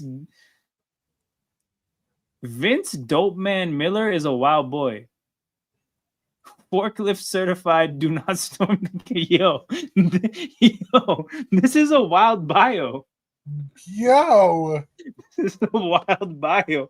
How are you a South Carolina and Raptors fan? Did not storm the Capitol on January 6th, and your bio is hilarious. Abuser of substances, but in the fun way. You know what, bro? That gets a like.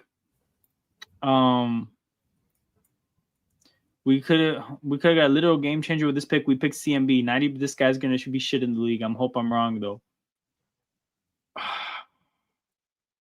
Dog.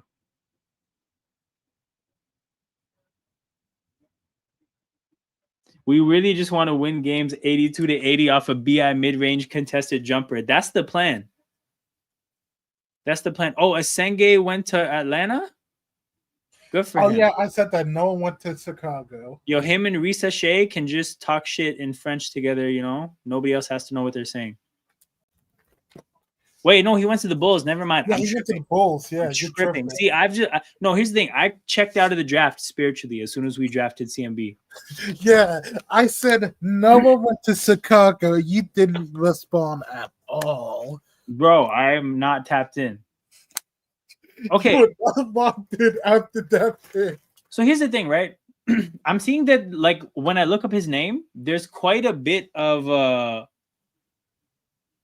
there's quite a bit of people that seem to like CMB as a player. But even if you decide to like him as a player, he's still not a good fit on the team. Like, the issue isn't just what you think of his ability, it's also how he fits into the team.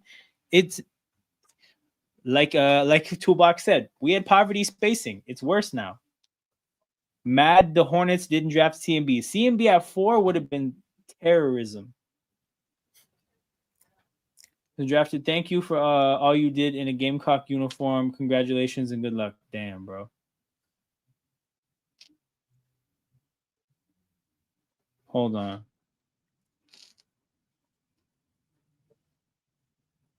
Wait, oh, are they talking about him apparently like not really reacting to being picked? Damn. I mean, with body language experts, that's wild as hell. Hold on.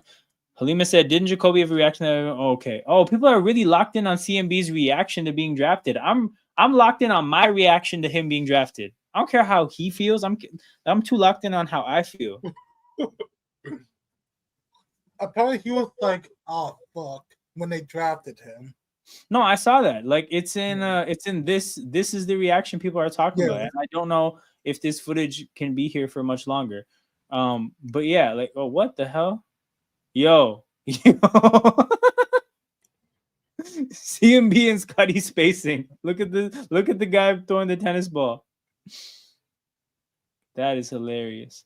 I thought it was because of the brown spot on the guy's shorts, because it's gonna be absolute shit. To be honest, layers to that meme. What if this CMB fellow was involved in the Giannis trade? That's a level of coping I haven't even got to yet. That's a level of coping I haven't even got to yet. Insane cope. This is hilarious, Aiden. What that? This is also a bio, by the way. This could be a bio. I'm keeping his combine shooting video locked and loaded for the near future. Bro, you're not the only one. You're not the only one. I like CMB and what he can do defensively. I have concerns about him on our team. Blah, blah, blah, blah. Yo, this is a good point. If you have CMB, you're effectively shooting Mobo into the sun, right? Like, what is the point of having Jonathan Mogbo and CMB?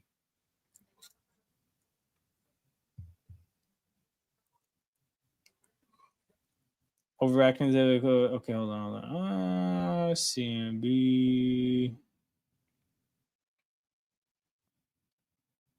Would have been there at 15. We couldn't have traded back. I don't know. See, the thing is about CMB is like, I don't think he would like.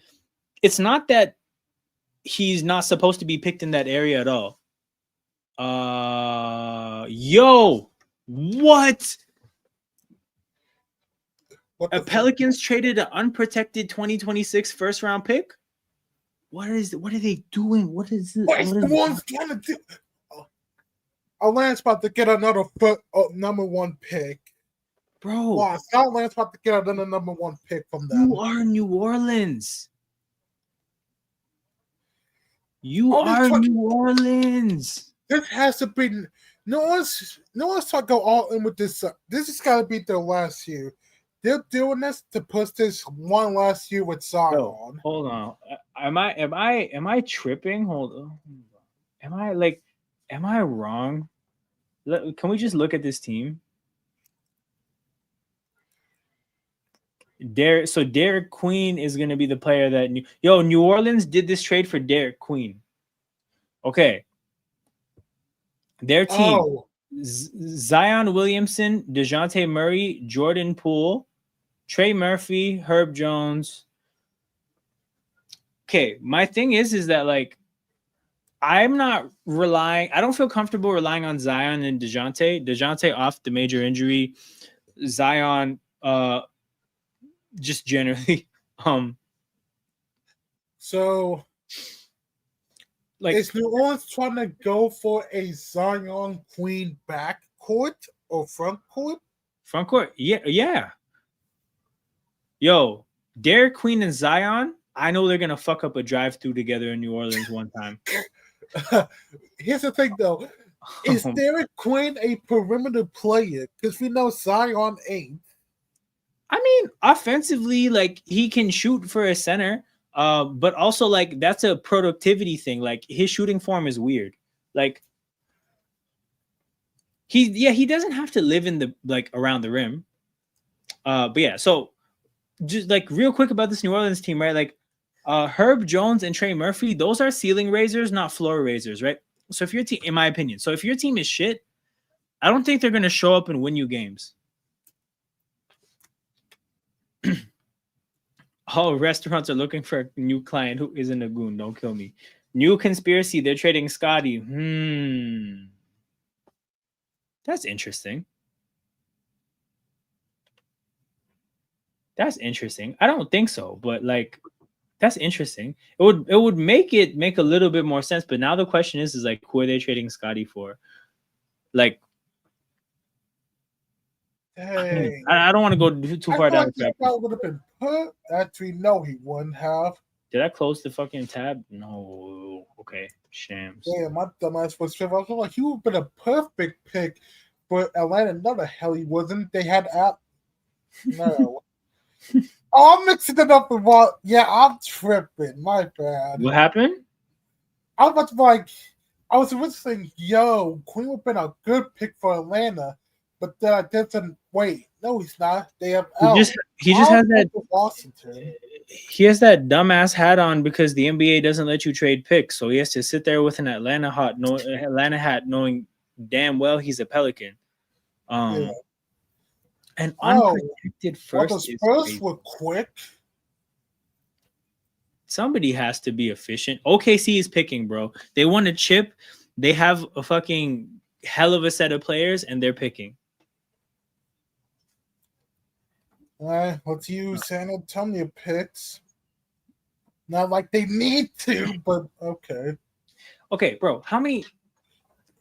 There's only been what, 2 trades? There's been this trade and the Portland trade, right? Hawks, Grizzlies, and technically Houston for KD. Yeah, no, man. I'm just talking about draft night trades. Then yes, it's these 2. Mark Williams is the other one. So Mark Williams, bro, hold on. Phoenix got Mark Williams and Kaman Malawach. Phoenix got centers.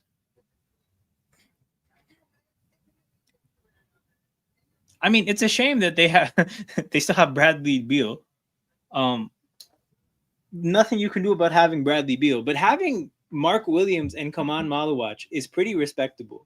So it's D-Book, Beal, and these 2 centers. Because I don't know who else is on that team. No. So I think they're going to play small ball with a center. So one of Mark Williams, but it's probably going to be Mark Williams to start. But they're probably going to be starting Dylan Brooks, Booker, Beal, and Jalen Green as of now, right? But that's not viable. You have to get a 4. Right. And now it's not cooking. Yo, Carter Bryant to San Antonio, dog. Greedy bastards. The Spurs do not need this. Carter Bryant. So Carter Bryant probably would have been the pick at 9 if he could like move the ball, but he can't. So we had to take CMB's trash ass. But yeah, man, this is like the defensive player with the offensive upside that like a lot of people like. I like him going to San Antonio. Shit, man, this is good value. A lot of people talked about them trading up from 14. They did not have to. How the Spurs wouldn't have picked when they already have Wemby? How the Spurs wouldn't have draft, man? Yo, OKC is picking right now, bro. They just want a chip, and they're picking right now. This is crazy.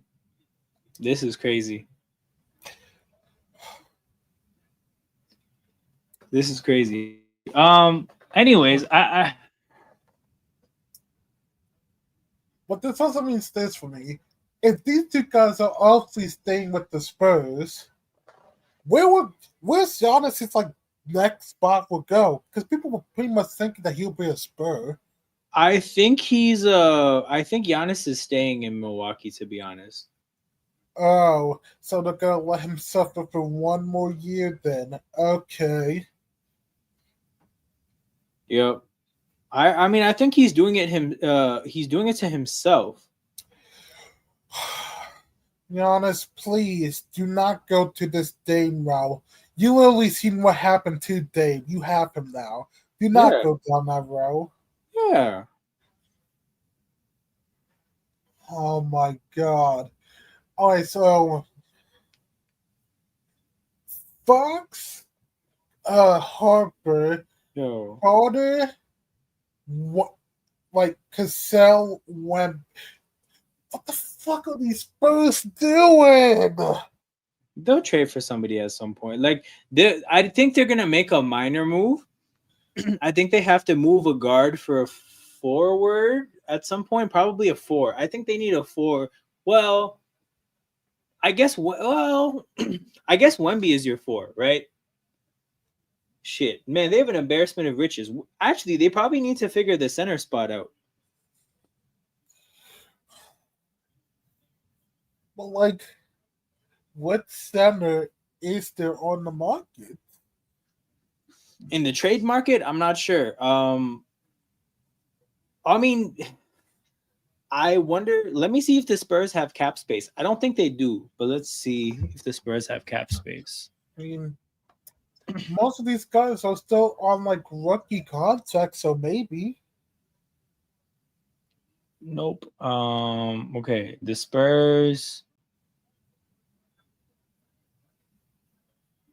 Cap room. Nah, they're nowhere close to the salary cap. Cool. What I was gonna say is they could sign Miles Turner and just fuck with Indy, but they don't have the cap space.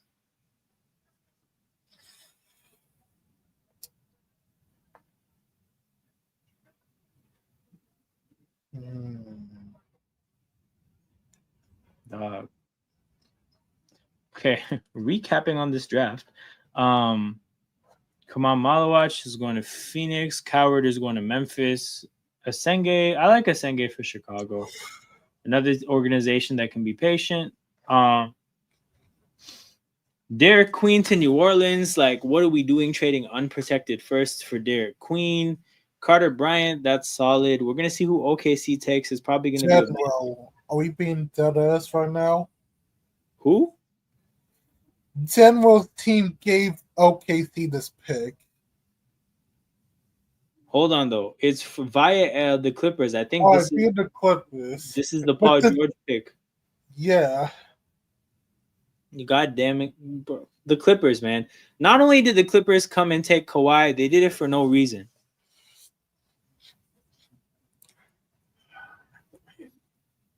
Dog, I'm hurt.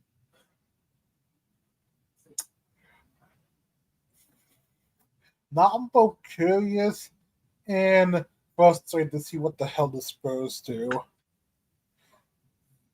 Dog, we got Colin Murray Boyles. Oh, wait, are we? Where are we? Where's Denver in all this? What pick do we have? You guys. We're not even in the first round, are we? You guys. Your first round pick belongs to Orlando. I'm assuming that's Aaron Gordon. So basically, this is a pick you owe because of the championship. So you're not going to be too frustrated paying it. You know what? That's fun. We won in 23. I'll take that. Hold on. Aiden, are you still here? Let me know, because a nasty thought just arose. Like I just thought of something insane about the CMB pick. Oh, great. Now I have to hear if he is here. Yeah, I mean, and I'm saying this specifically because like Aiden is somebody I've watched Summer League games with. But bro, like he's gonna be on our Summer League team as the best player, right? So it's like we had Jacoby Walter last year. Jacoby Walter is a scoring 2 guard, right? So like your scoring 2 guard being your best player in Summer League, that's kind of lit. Like he's gonna get 50,000 shots. This player being your best player in Summer League is nasty. Because someone's gonna be excited for it. Oh wow, another person who can potentially clamp people. This is nasty, bro. Can't wait to go back to some old school. Ooh, post fade. Great. He's gonna just be doing pick and rolls with the big, bro. It's gonna be nasty. The big's gonna be trash, probably. No, it's gonna be Chomche. Still might be trash though. You never know. Excited about pick and rolls in 2025. Holy shit. 4 or 5 pick and rolls with guys that aren't shooting threats as the handler in the pick and roll. Absolutely disgusting. All right, what do the champs get? Because their pick is in. Yo, time to shine. This is pain. This is pain. Like, bro, if I go down my channel and I look at all the watch-alongs I did for Duke, thinking like either Flag or Malawatch, watching them will pay off. Yeah, you did all this Duke watching for a South Carolina forward. Yo, you know what's crazy? I think I almost watched South Carolina once. Damn. I should find a Suns fan channel or a Mavs fan channel and just let them know about life with those players, or a Hornets fan channel. I should find those channels and just tap in with people. Man said he's modern day Barkley, bro. Don't kill me, man. Don't kill me. This guy's. I appreciate you trying to help me cope. All right. I appreciate it, but it's not working. I cannot be made to feel good about this.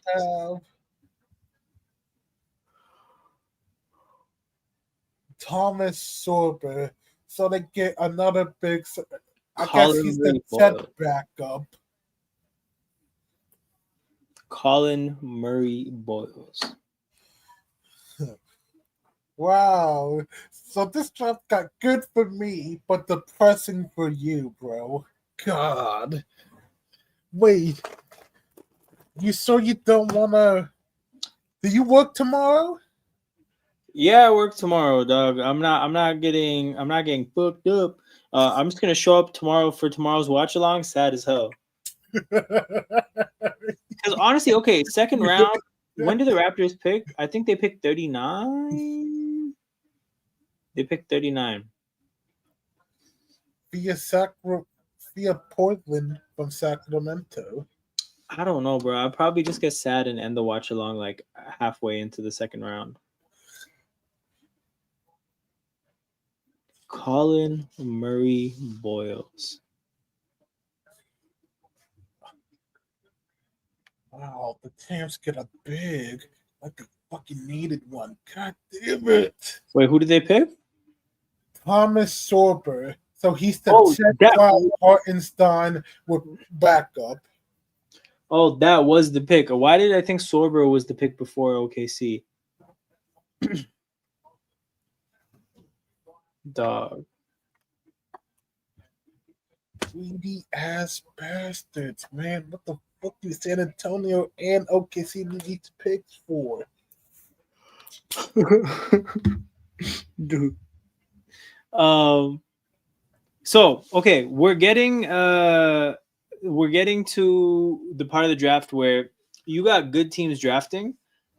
Something I've talked about is how I think in the new NBA, in the second apron world, good teams' first round picks are going to be really important for them, because getting cheap talent is going to be the difference between being an OKC, being a Boston, and being a team that crashes out in the second round. Both the last two champions were built on having good players, like all throughout their roster, like really deep stacked teams. You're not going to build those kind of teams with money anymore. You're going to be building them with draft picks. So, when these good teams, these teams that are trying to contend, when they make picks, like these are the outcomes of these picks are going to decide championships. So I've never really taken the back end of the first round that seriously, but that's not the case anymore. Am I trading, or did Portland trade with Memphis for the 16th pick? Yeah, right? the coward pick. So the coward trade. So this pick is going to be made by Memphis, but the player is going to Portland. I need us to make moves. That East is winnable. The East is winnable, but unfortunately, like, the thing is, I would think we were in a position to strike if I felt like Grady, Jacoby, and this pick were players that I could rely on, right? If I felt like we had three young players that we could rely on, then I would say, like, okay, low key, we have a handful of players that we have for a rotation. You can move some pieces around, have a decent team. But because I don't necessarily know yet if I can rely on either of these players, it's tough. Like, in theory, we could aggregate assets. We could put a couple players together, make a flip, and then be a team with maybe a couple great players and then no depth. But all of them, don't forget, you can always tank and try next year. That was perfect timing. That was perfect timing. These were good times. When this was on the screen during Summer League, these were good times. Bro, Aiden, I was just talking about this. I'm like, think about watching a Summer League game where CMB is your best player offensively. Think about that. Think about how nasty these Summer League games are going to be. Oh, shit. Cook got interviews right now. All right.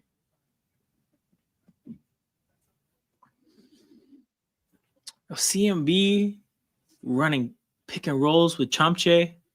It's going to be disgusting. Now, here's the thing, right? I hope I'm wrong. Like, I hope that this reaction gets clipped up and like I get slandered for it. Because one, it'd be good for the channel. Two, it'd be good for the Raptors. But fuck, man, like that's just not how I feel. But you know what's crazy? Remember the buildup of the pick when I was talking about how I'm glad that I wasn't doing this when Scotty got picked? Kind of a similar reaction. Not that that's a good indicator or anything, but it's just, yeah. Thomas Sorber, you are now part of the NBA champions Oklahoma City Thunder. Yeah, man. Good for him. Too bad he's most likely not going to win this year. If they keep this up, they're not winning again. Keep what up? The variety. Oklahoma is not winning this chip again. Oh, like a new team winning every year? Yes. I hear it, but like, bro, the way Boston just ripped their team apart, the way there's all these injuries in the East, like the West will win next year. It's just about who wins in the West. The West will win. I just don't think it's gonna be. Oh, I swear, every time the champs won, they lost in the second round every year. Yo, who do you think they're like? Who do you think the teams are that'll push them next year? All right. Like Minnesota will be there. I thought the Lakers would be this. I'm just naming teams. Minnesota's gonna be there. The Lakers gonna be there. Houston's probably gonna be there. The Spurs, I believe the Spurs are gonna have to make the playoffs for Wemby, and they're gonna be there. Us, maybe. So every team you're naming, the thing is like they need a really good move to get up to that level. Fair, yes, it's fair. They're one really good move away from like it being a conversation. The thing is, like with Minnesota, my issue with Minnesota is like as much as I like the things I like about Minnesota, they do put a fair amount of shit guys on the court, right? Like they have to do something about that. LA, kind of a similar sentiment, man. Like they put a lot of shit guys on the court. Who else are the other? San Antonio, like year one, Wemby in the playoffs, nothing serious is happening. I don't think. Denver, okay, I think Denver is real. They took them to game 7. They also put some shit guys on the court. Oh shit, Hansen Yang got picked by Portland. Hansen Yang, center from China. He looks like a baller. The next the good Yao Ming probably. Oh yeah, Dallas because of Cooper. Yeah. Yo, Dallas is the Hansen Yang. He goes to Portland. This dude is like, I think he's like a 7-footer that can shoot.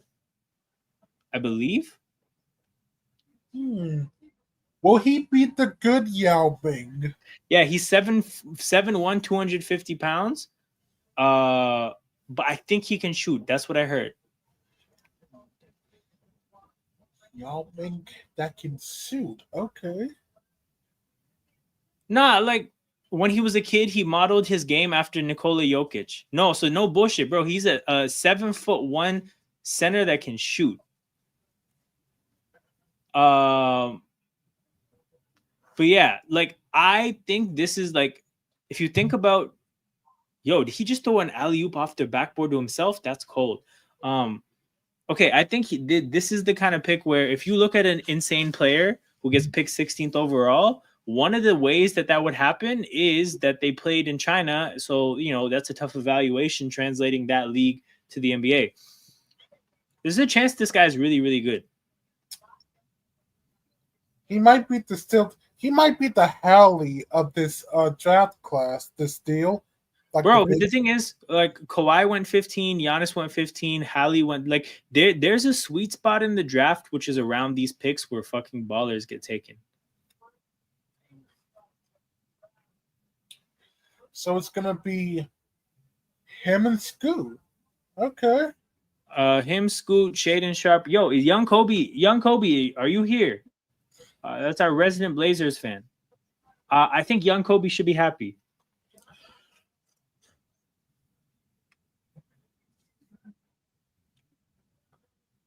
So the Blazers, oh yeah, they have hella centers. They're gonna make a move for sure. No, wait, what team? Yo, young Kobe, bro, you should like this pick. I think this is a solid pick. Oh, who are they getting rid of? Will or Ayton? One of those two are going. There's also Klingon, by the way. But I feel like they're gonna put Yang over Klingon. So either Will or Ayton's gonna go because I feel like he's gonna be two. Yo, I think there's a chance that both Time Lord and Ayton get gotten the fuck out of here because they're both free agents after this year, right? I don't think they're signing either of them because they just drafted back-to-back bigs in the first round. So I think Ayton and Robert Williams are both out of here. But yeah, you have Jrue Holiday, Jeremy Grant, Denny Avdia, Scoot, Shaden Sharp. Where is he? Tumani Kamara. Now you got these two centers. Bit of a team being built. Still in the very early stages. I think Jrue Holiday is meant to be a culture setter because if you think about the age of a lot of these players, if you're getting Ayton and you're getting Time Lord out of here, you're talking about a team that's basically like under 25. Aside from like Grant and Jrue Holiday, right? So you got two vets. And Simons. Simons is gone for Holiday. So it's those two, and then Matisse Thybulle. Yeah, so young talented team with some vets. That's four centers on the Blazers for sure. No, you're right. There's four centers, but bro, Time Lord and Ayton are both free agents at the end of the year, and I think the draft picks are a sign that they don't like either of them. So I'm assuming that Robert Williams and DeAndre Ayton are both getting traded. So if you're looking at teams that need centers, Portland is your team. So Lakers, they should probably be getting on the phone with Portland for a big. Who else needs a center? We were talking about somebody. San Antonio? Maybe not. But yeah, if you need a center, reach out to Portland. Okay, Minnesota again. Minnesota need? It is crucial that they don't draft a shit guy, considering how many shit guys they have on their team. Joan Berenger. Oh, this is a player from France. What's his name? Marcus was telling me about him. What a French person. Yo, they got a Gobert understudy. They got a Gobert replacement. They got a French developmental big. That they can. This is he's 18 years old, so he's not going to play this year. But yeah, so what is he, like a guard? No, he's a center. He's literally a Gobert replacement. Oh god, he really is the Gobert replacement. Yeah. No, he's a legit Gobert replacement. So the thing is, what's Gobert's contract? Because I thought they're gonna get Gobert the fuck out of here, the bear. Nah, but you know what it is? This kid is 18, so he's a replacement in like 2 years. I think they're gonna let Gobert rock for a little bit. Yeah. Gobert Spochak. But my big takeaway here though is that this trade does not impact winning. This trade is about long-term development and long-term like stability at a position, right? They have Gobert under contract for literally 3 more years, so they probably play him for 2 and then trade him for the last one. But yeah, like this trade does not impact winning for them at all. It impacts the long-term viability of the center position. But this is a team that I thought would have to make a pick with winning in mind because they have Ant, because they're in a very competitive Western Conference. But evidently they chose to not do that. I don't want to see Mike Conley on the court much next year, right? In a perfect world, that it shouldn't have to happen as much, right? Randall's cool. Like, I feel how I feel about Gobert, but obviously he has some he does impact the game.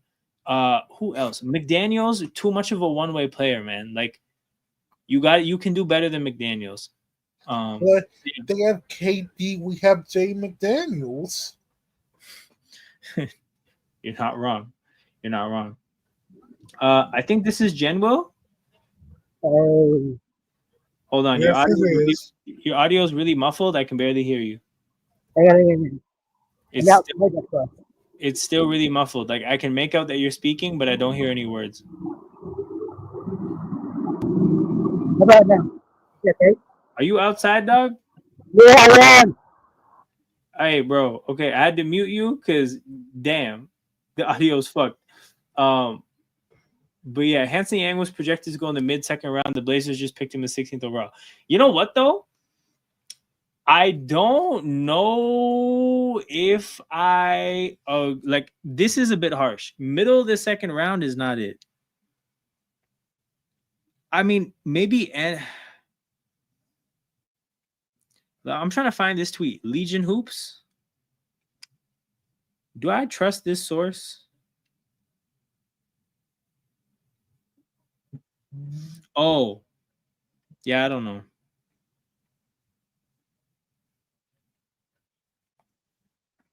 So if you look at the poll underneath, they said, "Is this a reach?"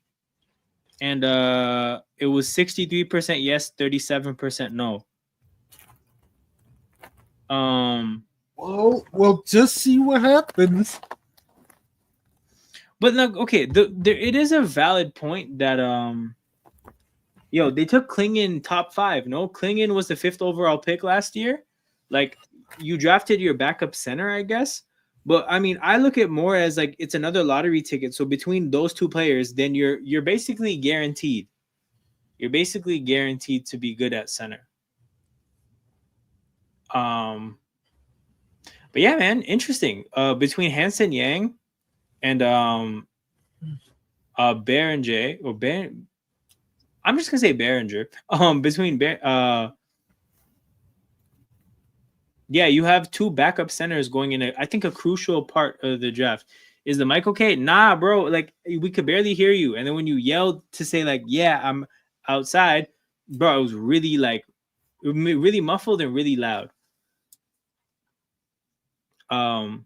Sorry, it wasn't okay. We can try again. Hold on, let me see.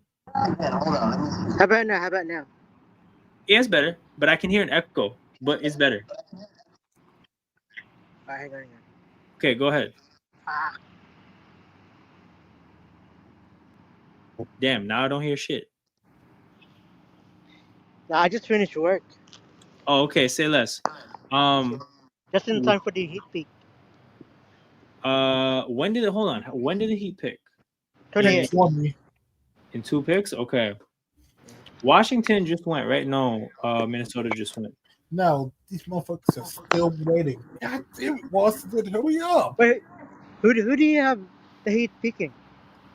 I have no idea, dog. I did not think this deep into the draft. Yeah, I don't know. I'm all to like A thing until he is depressed. The same CMB said fuck when he got drafted. Yeah, I saw that. Dog, I said fuck when he got drafted too.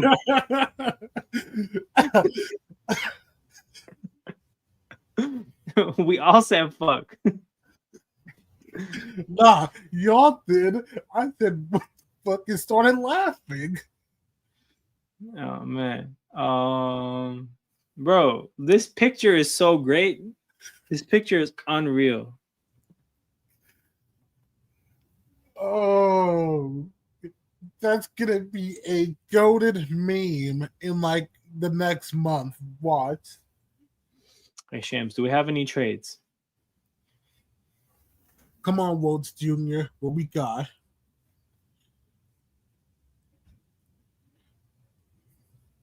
Okay.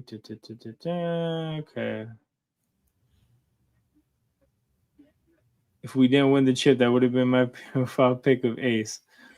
That's a funny guy, man. And he's going to Utah and he's staying there. So by far, he is Utah's best player. I'm not trying to hear any of that marketing shit. But like, but Lowry is an all-star. Oh, that's cool. Okay, sorry, wrong phrasing. Ace is their highest ceiling player. Like his ceiling is higher than Markkinen. I know. I was just trying to beat that Will athlete guy. No, you're right. No, but like you are right. Like I didn't phrase what I was thinking correctly. Bring back Grady Dick Muse, man. Legendary account. I don't know why the Raptors tagged them that one time, but again, summer leagues will never be that fun. That was a time. Al-Farouq Aminu, Blazers, Bulls. Oh, yeah, I accidentally opened up the grid. I'm not actually trying to do it. Actually, Aiden, hold on. You've never been around since I've done this. During commercials of games, I play this grid game where you basically try to find the most uncommon name for the to fit the grid. Lower percentage, the better. So he just said Al-Farouq Aminu. Al-Farouq Aminu, 2%. Let's go. Okay, while we're here, Blazers. Okay, Blazers Warriors. I've done Festus Ezeli, and it turned out wrong because he never touched the court as a Blazer. He signed for them, but he never played. This 18th. Oh, this is a Jazz pick. They made a trade. Okay, I'll have to tap in. All rookie team Warriors. Poole was a good rookie, right? Nope, guess not. Damn it, we got one wrong. When you get one wrong, you don't get any second chances. I just saw the breaking news. So, the Jazz did something, and now this pick is theirs. Yo, I can't believe they took CMB either. Welcome back, Gio/Marcus, bro. I've been waiting for you. This is fucking bullshit. Oh. Is WCJ going to Utah? Because I think he did say that. Yo, Walter Clayton Jr. and Ace Bailey, they got buckets. Yeah, Walter Clayton Jr. is going to Utah. Yo, an infusion of baskets have gone to Utah in this draft. That is fire. Yo, hold on. Shabazz Napier this is crazy, dog. I did not know Shabazz Napier played for these teams. Wait, I guess he didn't. Damn, that's tough. For these teams, hold on. I think Dante Jones. Nope. Well, hey, it's worth now tuning into. Bro, they actually are gonna be even Collier. Like they have so many and marketing, dog. All buckets, no defense. They are trying to be the pace. I'm sorry. Utah is still just a nasty place to think of. I'm sorry. Oh, I'm still up for Utah slander. Don't get me wrong. I'm a fan. What the fuck is there in Utah? Bro, you don't have to. Yo, damn. Hella feedback in the back of General's thing. Yo, you don't have to worry about slandering people in Utah because they don't have internet, so they'll never see what you said. You can just say whatever. That is true.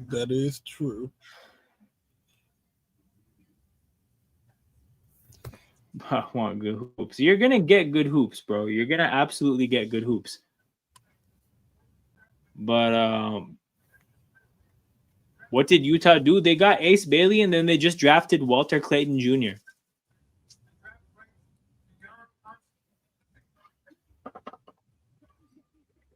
Brooklyn is this Brooklyn's third pick? No, yeah, it's their third pick, right? No, it is their second pick. Yeah, this is on this. Yeah, these guys got 3 more picks in this draft. Okay. Utah needs a point guard. Good pick, bro. Yeah, Utah's nights have been great. It's starting to rain. All good, bro. All good. I'll let you know what Miami does.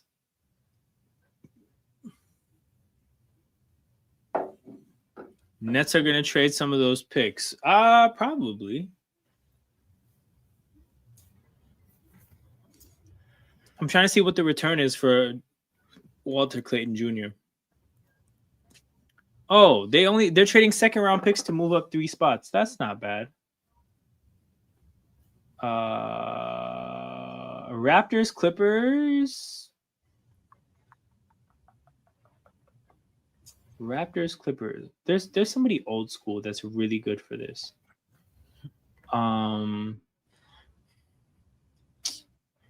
No, hold on. Raptors, Clippers. Oh, Billups.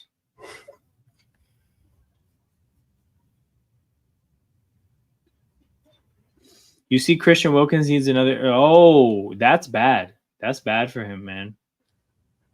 Raiders and big contracts. It's a horrible combination. Also, General, this was Ace Bailey's face after getting drafted.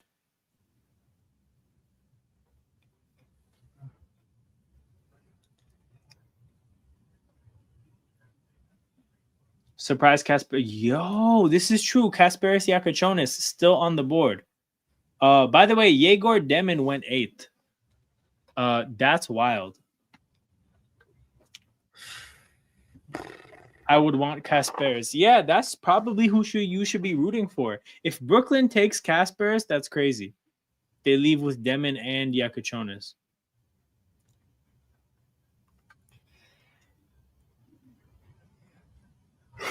Surprised we finally got a Florida player off the board. 4th Florida guard selected in the first round of the NBA draft history. I did not know it was that uncommon. All right, now I gotta see the other 3. Maybe I'll see the grid.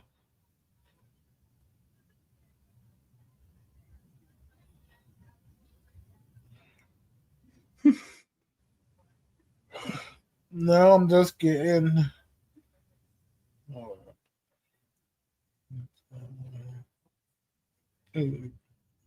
Yo, I'm hurt, dog. I'm hurt. Yeah, they definitely don't need both. That would just be hogging resources. That's why I'm just saying, like, it would just be wild if they did that. But yeah, like, who are the best players available? Probably Kasparis.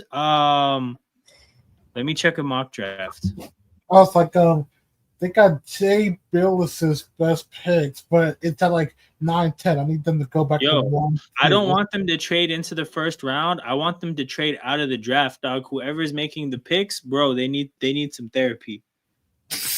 That's what needs to happen. We don't need to trade into the first round. They need to trade out of the draft. Trade out. Get them out the kitchen. They did not cook. 39 for 2 future seconds. Let's call it a day. We need to regroup. You guys did not cook cooking. No, we're not cooking we're not cooking this year, bro. That's just quit while we're ahead. Okay, I'm looking through a mock draft to find names. So Yakachonis, I think Asa Noel is probably he's still there. Yeah, Noel's still there.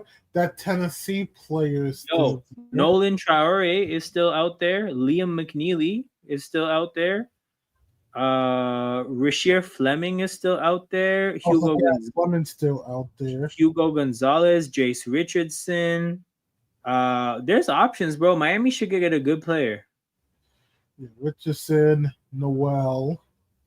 Bro, also, Gio, what do you think about Sorber? Because you were telling me about Sorber. You also told me about Behringer, who went to Minnesota to be Gobert's backup. So what do you think of both those fits? Because you told me about both those players. So I think you know them better than I do.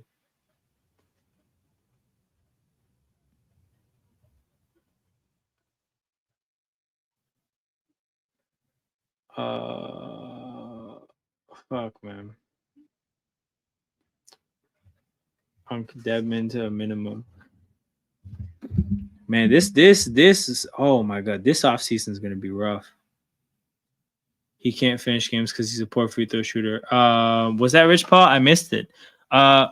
This makes sense though, because if you think about it, they can let him develop for 2 years. They still have Gobert under contract for 3. You can play Gobert for 2 years, trade him before he's a free agent, and you have Behringer ready.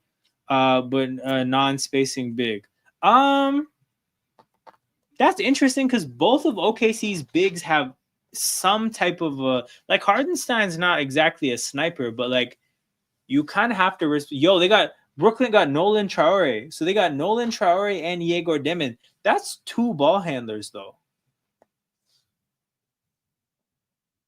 Wasn't that not the time that you were like, yo, they're hawking the resources if they do that? That's what I mean. Like, so the thing is, like, there's different approaches to drafting, right? Sometimes you draft to get one of everything to be a complete team. Sometimes you double down on the same thing just so that you can look at that thing and say, like, yo, this is done. Like, we don't have to address this again. We have Traore and we have Demon. Somebody's going to be a great ball handler. Jez, if you're still here, Gio got the Sorber knowledge.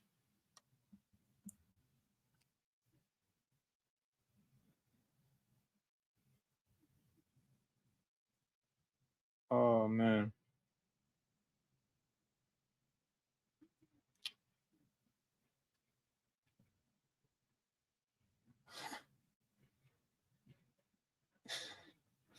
Yo, oh my goodness, guys, hold on.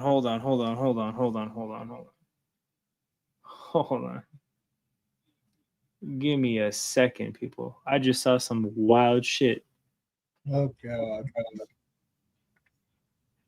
Yo, you know it's bad when you have to tweet shit like this. See, guys, he's happy. The official Raptors page had to tweet that. Cheesing. It's funny. Cheesing. So, you know, this is the thing, right? Like, this, I'm not saying this is a fake smile. I think it's a real smile. But it kind of looks like a fake smile. Not only that, it's just like the fact they had to do that shows you just how bad this pick had to be. CMB means RJ and Ochai are gone to clear the jam at wing. That makes sense. I agree. Where's Shams? Anything interesting happen? No. Well, let's see General's reaction because the Miami Heat were on the clock. Look at this shit. Utah sent 43 and second rounders in 2031 and 2032. 2032, bro. 2032. By then you can draft 18-year-olds. That's in 7 years. Bro, the guy who's going to get picked with that pick is 11 right now. Bro's better get his game up. He might go to Washington. Yo, they just traded an 11-year-old. Think other teams wanted him, so they just drafted him, bro. Horrendous approach to things, man. Bro, fuck everything. All right, so Miami is on the clock. I don't know where Jen Will is, but you're going to get to know who your new Miami Heat player is.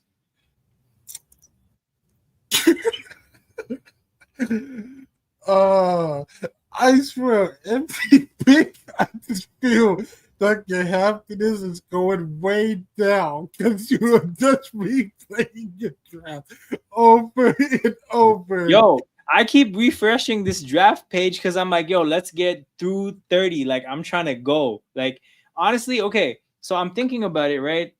We don't know Clippers fans here. We don't have fans of any of these teams. The last fan base in this channel drafting is the Thunder because Jez is a Thunder fan. I might call this shit quits after the Thunder pick, bro. Like, that's what I'm looking at. Like, I'm not trying to let Jez down because he tapped in. Like, respect. I will be here.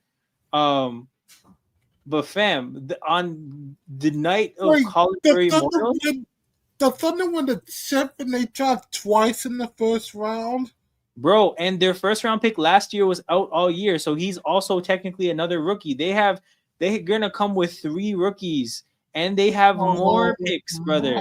My God. So that's the thing. They're gonna trade these picks to upgrade their roster. It's gonna be wild. May trade back in. Dog, I hope they don't. I'm praying to God they don't. Look, let Toronto cook. Come No, on. no, You got, no, you got. no, No, come on. no, Come on, you guys got to drink. You guys got no, over here. Let them cook, man. no, bro. Masai, go home. You're drunk. You're drunk, Masai. Go home.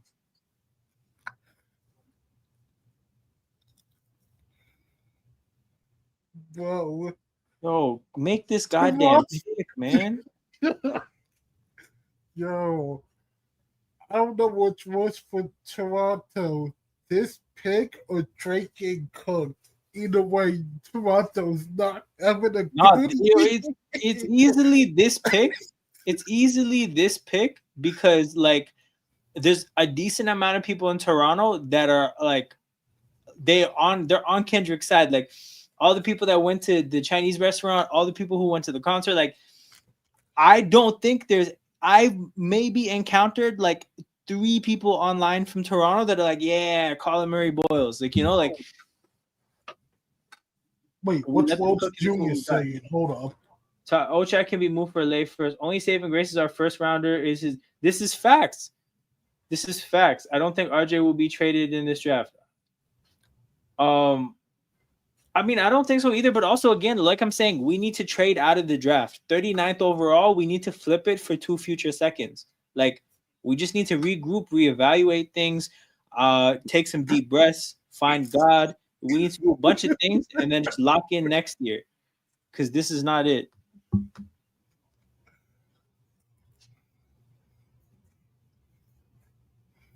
Like, fucking hell, man.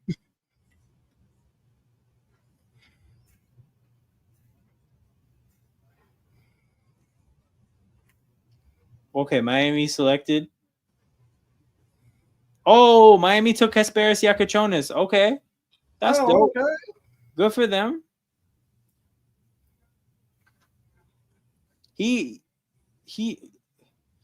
Craig Porter Jr. is the answer. This is true, man. I need to find that guy on Facebook that I added that knows his mom from Indy. I need to lock in with that guy. We need the Craig Porter Jr. interview. We can take Proctor. Oh, I remember.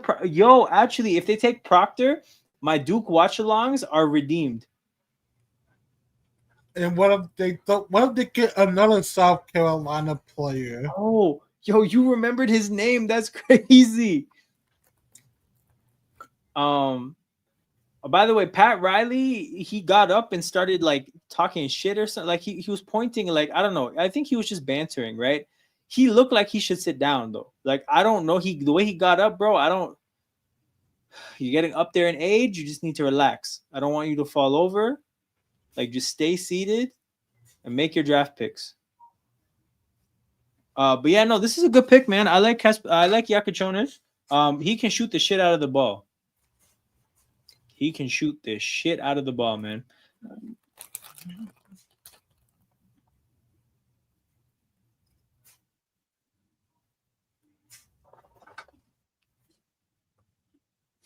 You know who can't shoot the shit out of the ball? Colin Murray Boyles. Even his name, bro.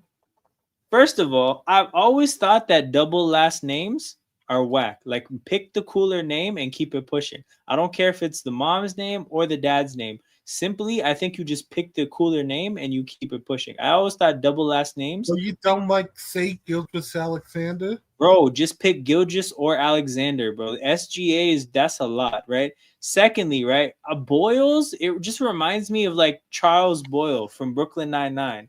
And he's just a very swaggerless character. Like, don't get me wrong, he's fun and lovable, right? I don't want my ball players to be like fun and lovable though, bro. I need some dogs. So that's just not the right character. So like, even just his name.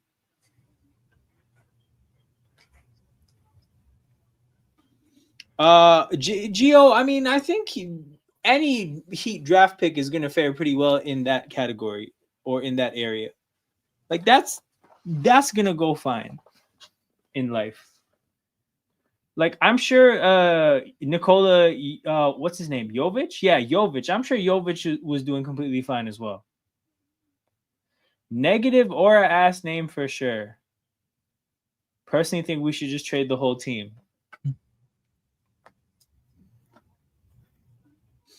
Yeah, Rasheer Fleming for sure. I noticed his name up Looks there. like Washington's getting this pick. Oh, Boston traded into this pick? No, Washington. Oh, yeah. This is Walter Clayton Jr. trade. Oh, yeah. So for Alex Sorr, his teammate is now going to be. Is this gonna be Asa Newell? Asa Noel? Man, maybe. Asa Noel, yeah. What would you flip for Jaden Brown? Good pick from Miami Heat. Happy with it. Yeah, it's definitely a good pick, man. You should be happy about that. What would you flip for Jaylen Brown? You know what? Let's pull up the trade machine. We need something to do to distract ourselves from the fact that we have Colin Murray Boyles.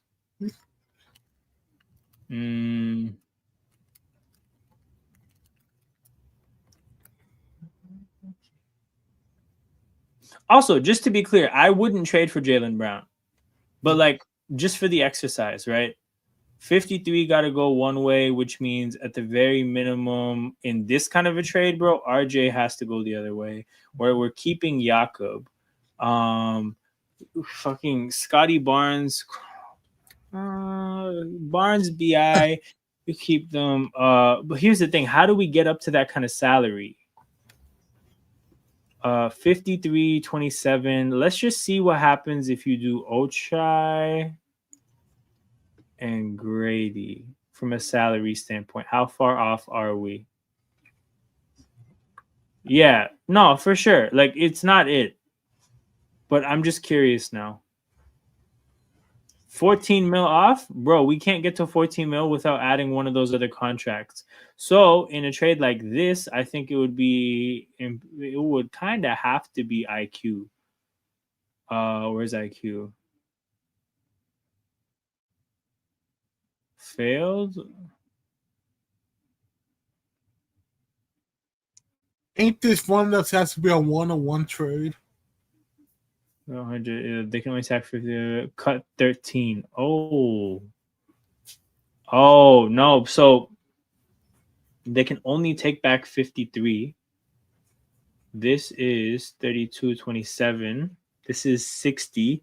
And they can't aggregate salary, so it has to be 53. Yeah, the trade is basically unworkable because the Celtics are a second apron team. And because they're a second apron team, they can only trade Jaylen Brown as one player, right? They can't aggregate him with other players. But because they're a second apron, they can only take back 53 exactly. They can't take more than 53. So if you think about how the Raptors get to that number of 53, they can't combine quickly and bear it. So they would have to basically add Jakob Poeltl, then we would be shit. We definitely need another ball handler because having one here. What's second apron? Whoa, hold on. We have a basketball fan that doesn't know what the second apron is, bro. I actually love. To be honest, I kind of don't either. Okay. No, actually, what I'm gonna say is, bro, I love this for you because this type of talk, I think is really it's really fucked up sports fandom so much. The fact that you have no clue, you're in a blissful state of still only loving basketball. Okay, so this is what the aprons are. In the NBA, you have a flex. Probably gonna fuck me up next year. We trade Jokic, but yeah. Okay, so the NBA salary cap is flexible. So you have the salary cap, which is here, right? But you're allowed to go over it. There's a certain other line that's the luxury tax.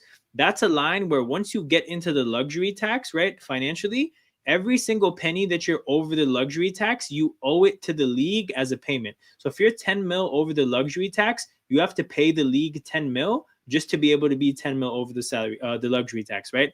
And then they have aprons after that, where like the first apron is slightly above the luxury tax. And once you hit the first apron, there's just a bunch of rules that apply to you that don't otherwise apply to you. That second apron is like, it's above the luxury tax by maybe 15 mil. What they added in the last CBA is that once you cross the second apron financially as a team, There's This is just so cooked. many restrictions. What's that? You just cooked if you Yeah, hit that. you're basically cooked. You can only sign free agents for veteran minimum contracts. And like we said about that trade, you can only trade Jaylen Brown as an individual player. You can't combine him with another player in a trade. And then you can only take back salary up to the contract that you're sending out, right? So it basically just fucks you. Once you get to a certain level of spending, your team is fucked now. That didn't used to be the case. That's a very recent thing. Oh shit. Washington is taking Will Riley, another Canadian basketball player. Ooh, Riley and Soar. So if you see why Boston is deconstructing their team, it's because of the luxury the second apron. Like the second apron is so debilitating that a lot of these rich teams that were planning to just be really expensive, they're having to peel back their or like basically blow their rosters up to get their spending down. So Boston did it, Golden State did it. Yeah, it's a bad place to be. So It's new. So what I'm going with their expectations, what they were thinking was it was supposed to kind of keep everything fair and not let the rich teams, let the richest, bully everyone else. Well, hold on one second. Why is an injury a big deal to that? I'm curious. Hold on. How did this come up? Because how did this come up? Like, what's the relation? I'm confused. Did I say something about an injury? I genuinely forget. Okay, King. Now, what did you say? I said, what's the reason for this and like their expectations? What I'm guessing is they were hoping that this second apron would help level the playing field and not let rich teams use the richest to bully other teams. For example, Boston and Golden State. No, essentially, like what they wanted to create is that they wanted to create a limit because Golden State was so deep into the luxury tax with one of their last championship teams, right? Boston was deep into the luxury tax. They just don't want one team to significantly outspend the others. Bro, I think he's good. He's a ball handler that can shoot the hell out of the ball. Like a lot of his game is built on like you have to respect his three, so you have to pick him up pretty high up off the court, high up the court. You have to go over screens. Like I don't know if he's like an all-star kind of a player, but I think there's pretty good chances he becomes a good starter. Can have a team with good enough depth to compete. The Nuggets guys said that if they had a big injury, they would have to trade. Oh, well, okay. He was saying stupid shit. First of all, that premise. But basically what he was saying is like you have to have a deep team because in the second apron era, you're not going to be spending a lot of money. Well, okay, no. He was heightening the fact that like in the second apron era, you're not going to be spending like crazy. So if you don't draft well, you're not going to have a deep team. And if you don't have a deep team, an injury fucks you, right?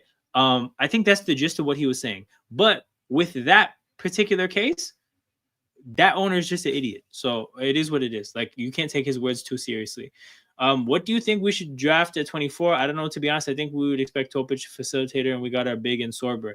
I think we might just trade the 24th pick. I think you guys probably are going to trade the 24th pick because what are you going to do with all these rookies, man? Like you're going to need to have some vets on the end of the bench at some point. But in terms of what they need, I don't think they have any like significant needs. This is Brooklyn's pick. Okay.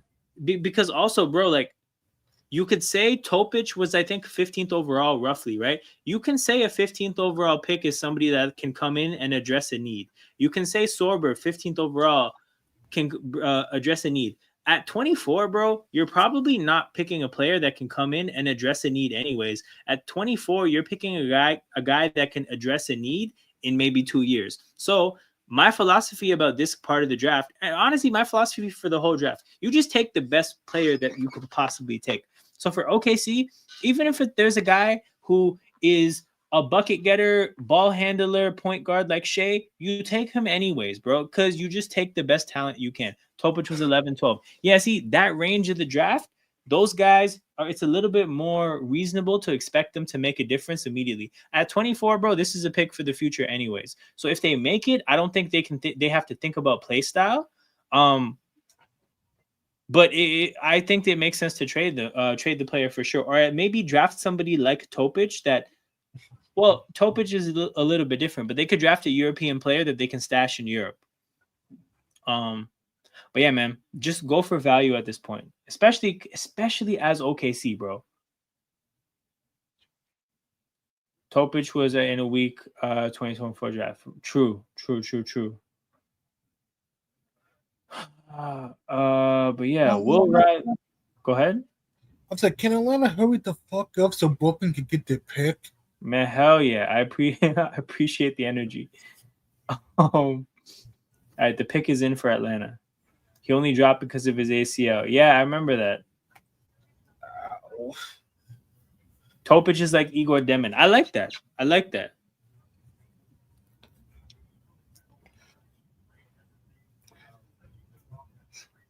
Oh, Gio, what do you think about Edgecombe to Philly?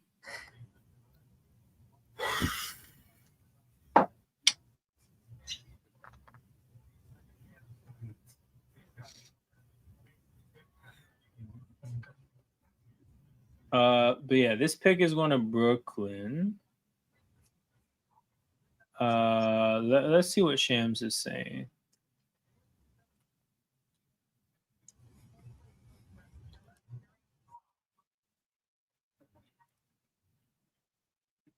Wait, hold on, bro. Which trade is this? The proposed trade to Brooklyn for Atlanta?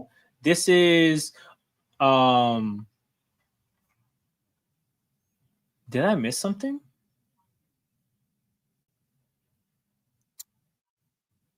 Oh, wait, the New Orleans Pelicans. Because this isn't a pre-draft trade.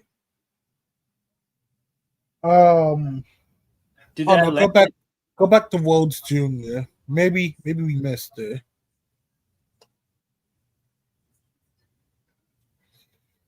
Let's see. So this is pick number 22. Let me find a trade that involves 22. That's 23. This is weird. Nets got 22. Oh, this. You're right. This is the Porzingis trade. Got it. Okay. This is the Porzingis trade. Thank you, bro. What a picture, man. Oh, every time I see it, what a picture. Okay, so they got Demon and Nolan Traore. So they're not going ball handlers, I'm sure.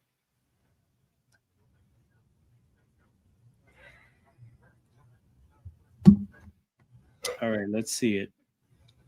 But God, that Porzingis trade did give them like 3 more picks to get to play with.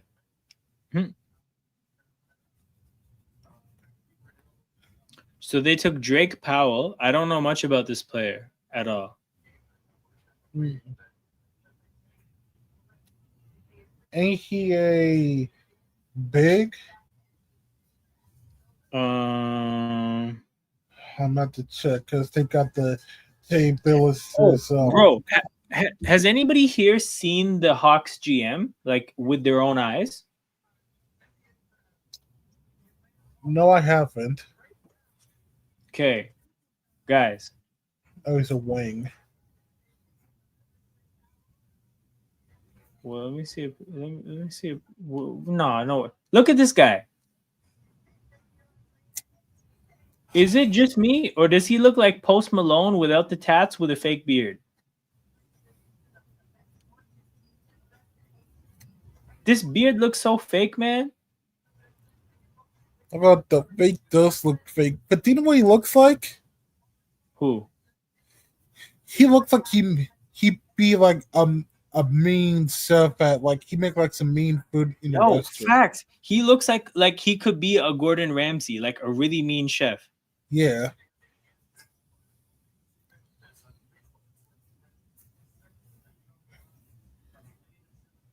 Yo, shout out to you.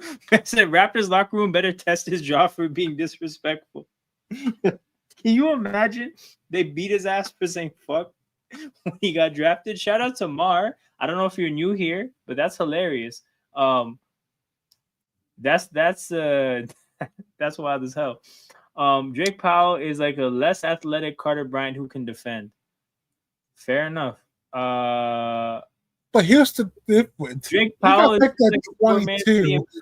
Yo, he said he's a poor man CMB. Yo, I'm about to say the difference is he was picked 22 and not 9. Yeah, man. Yep. But bro, Mar, what do you think of the pick as a whole? We were pretty upset. We were pretty down. So he said fuck when he got drafted, and I said fuck when he got drafted too. But yeah, man, this guy he just, I don't know, man. He looks like he should be. I could think of 100 jobs that I could see this person doing except GM. So that one's interesting for me. Back to Shams though. Okay. Oh, well, yeah, they were on the clock. This was the clock pick. You also pass brother floor. Yo, so no, this is what I talked about. I talked about how his skill set fits the Darko theory, but it's just like the spacing is going to be tragic.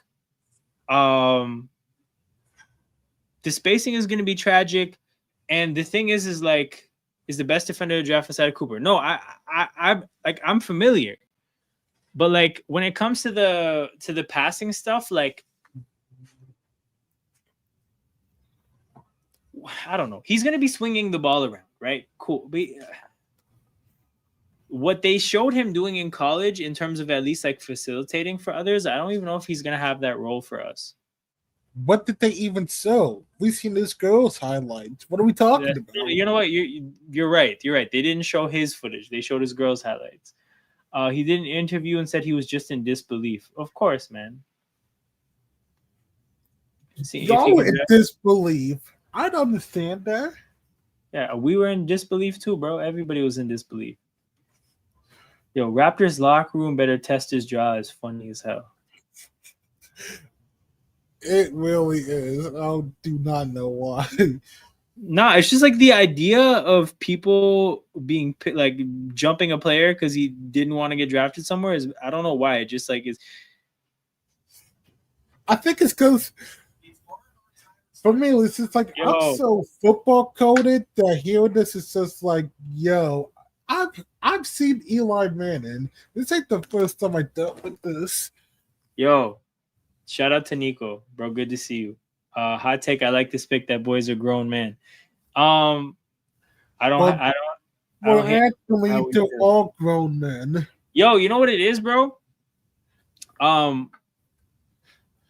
spacing part of it scares me. I'm kind of tired. I just think the big thing is, bro, my spirit is drained of drafting people that we hope develops a shot, right?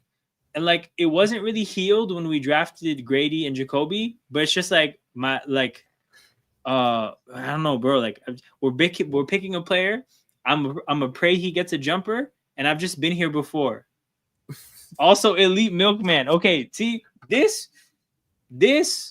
You know, we have to give him credit for like this. We can't. Nobody could take this away. But bro, when he got drafted and they were showing Chloe's highlights, but not his, I was dying.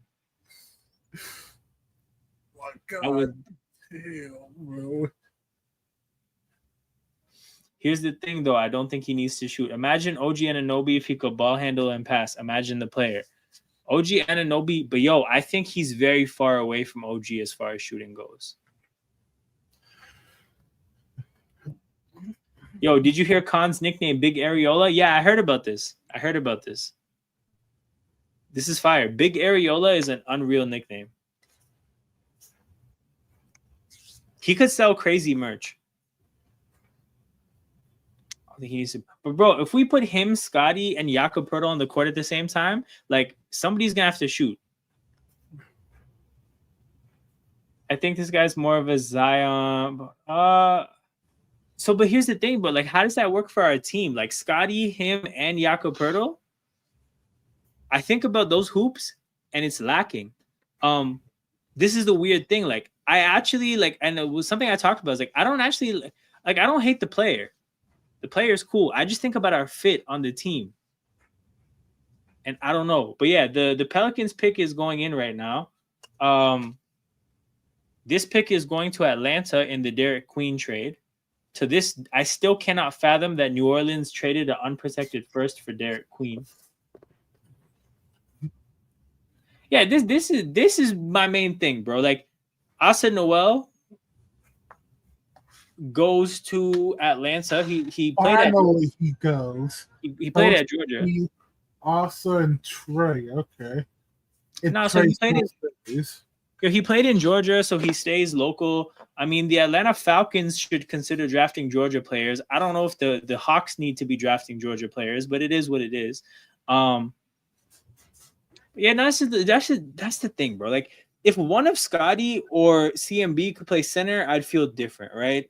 I'm not gonna sit here and be like, oh, we should trade Scotty Barnes now. Like, obviously not. But I don't know, man. Scotty, CMB, Jakob. We'll see how it goes. We'll see. But here's the thing. The other thing I mentioned is, like, if the Raptors passed on Malawach, something's wrong with him. Like, Masai knows something. Because goddamn, he was right there. Asa Noel played. It's probably going to be that defense is probably that defense is going to be good. That defense is going to be good, bro. Like, hold on.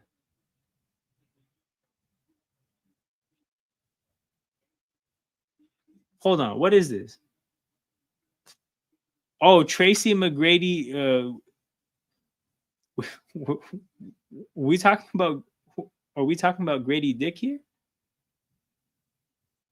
Tracy McGrady, DeMar DeRozan, this is chaotic. CMB.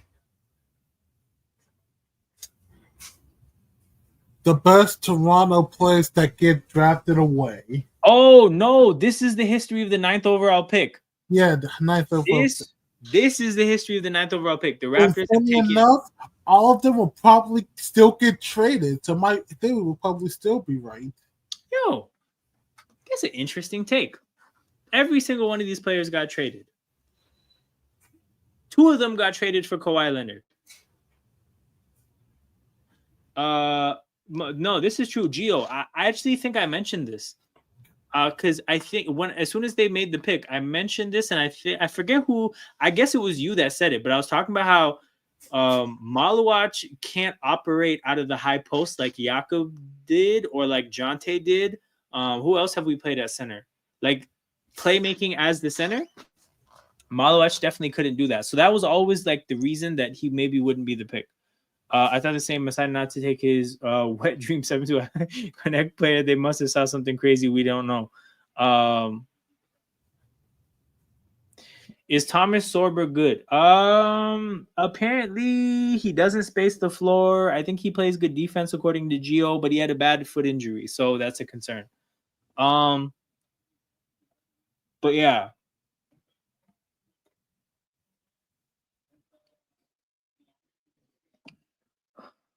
They need in a center. But yeah. I mean, the thing is, right? Also, the basic foundation of the Colin Murray Boyles pick would have to be the fact that, like, you need a defender, because we can't be putting Scotty on the other team's best player. You can't put BI on the other team's best player. You can't put RJ or Grady on the other team's best player. They needed somebody like that.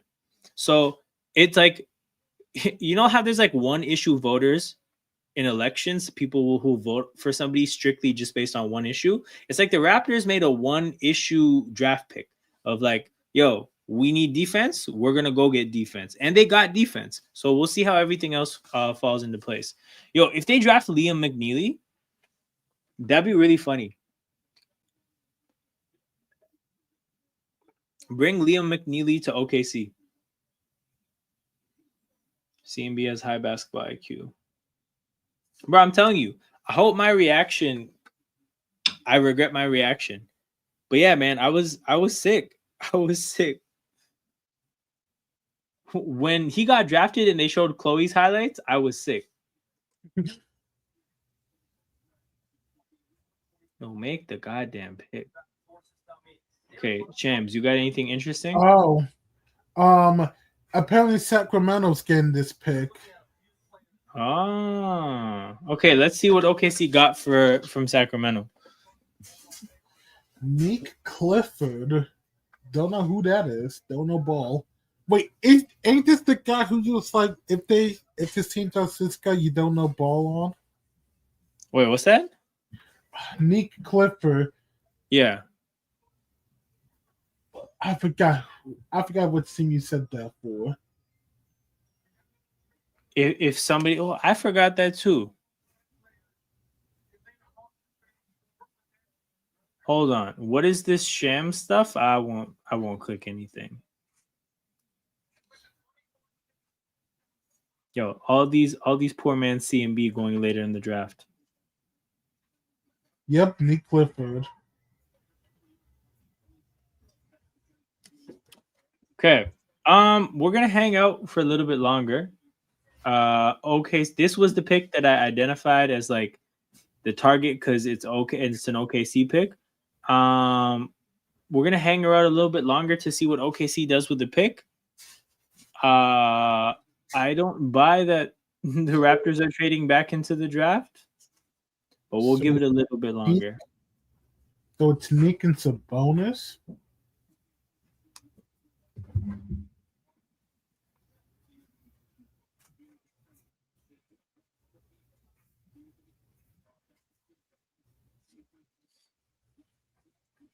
All of them, you know, Samson folk. Yeah, I'm familiar. Oh yeah, he's really high on CMB. I know. No, this is the thing, right? Like the thing isn't that CMB is a trash basketball player. It's just the fact, like I don't know. The lineup doesn't make sense to me. And again, I said this immediately after he got picked. I'm like, yo, he's gonna be a useful basketball player because he's a good, like, he's not trash. He's a good basketball player. It's just that, bro, like, I don't think that that's what we needed to be doing at 9th overall. But that's another point. Who do you think should trade for Sabonis? A team that's in the play-in that's trying to become a 6th seed. I'm dead serious, bro. I think that's what Sabonis are good for. And I don't even say that to belittle him. Like, I don't think everybody is meant to be like a championship caliber like player. I think some players are actually meant to just get you out of the gutter into stability. And I think Sabonis is that player.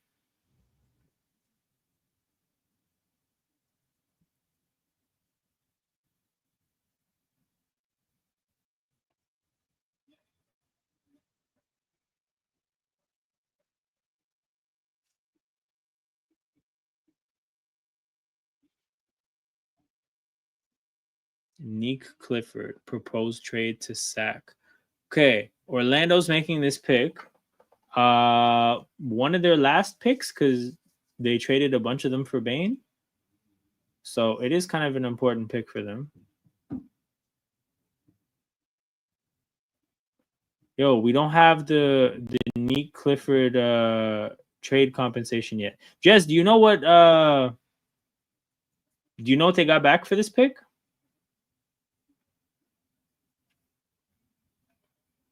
Yeah, I don't know yet. They haven't reported anything. Gio, who do you think the Raptors should target at 39? Let me know.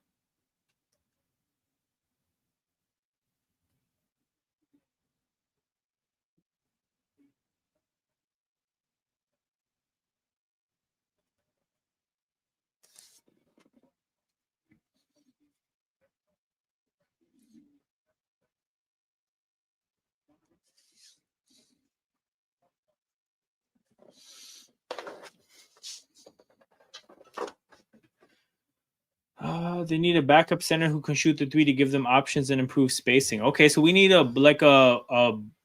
we basically need a Jonte Porter that doesn't have a gambling issue. Is what it sounds like.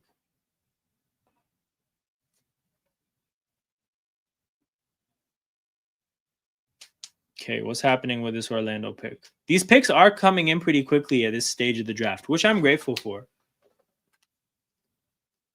And get Maxime Renault, or maybe a Danny Wolf. Okay, cool. Well, we got a couple names to watch. Yo, Brooklyn has back-to-back picks. They should make them at the same time. Stop fucking around.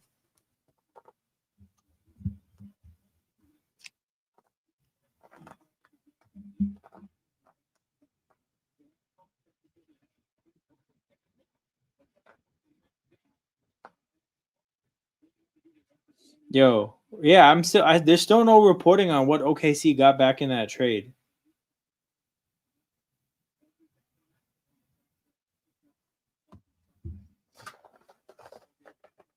Is basically a Sorber with 3-point shooting. Sheesh, that sounds good for 39. Where's the Shams tab? Okay, come on, Shams. Give us some trade compensation updates.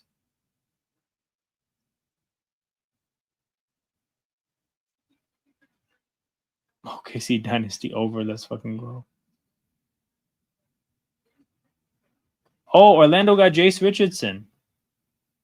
This is a good time in the draft for a player like Jace Richardson. Early in the process, he was identified as a lottery pick, and I don't think it ever really made sense. I think he's like a scoring guard. Oh, he's Jason Richardson's son. I did not know. That makes a whole lot of sense now. Yeah. Well, interesting. But yeah, he's a bucket getting guard. I don't think that if you're not a superstar as a bucket getting guard, like you're a role player. So I think this is a good time in the draft for him to go. And look, man, like they have their starters. They don't need him to be a starter. He's gonna get a chance to be a bench player. I like this pick for Orlando.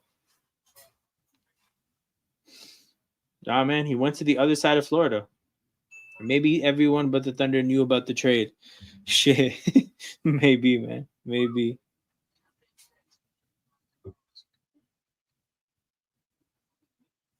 Okay, yeah. Brooklyn back-to-back picks here. They should just make them both at the same time. Fell because he fudged his height and he was 5'10". What? What? Okay, if this is true, never mind. That's a second-round pick if this is true. Jace Richardson height.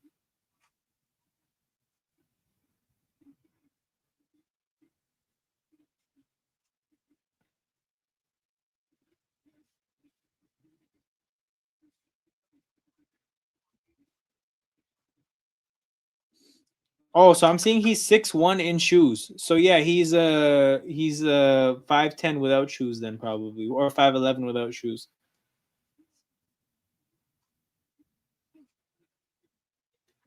He is a shorty.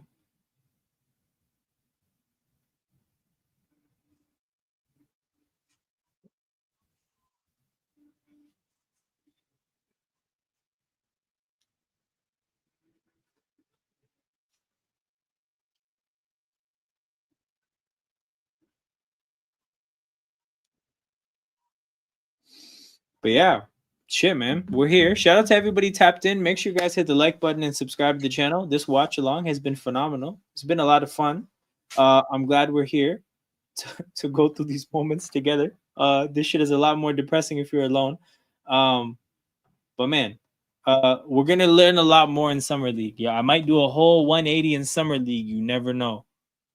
I might be shameless. 5 picks left in the first round.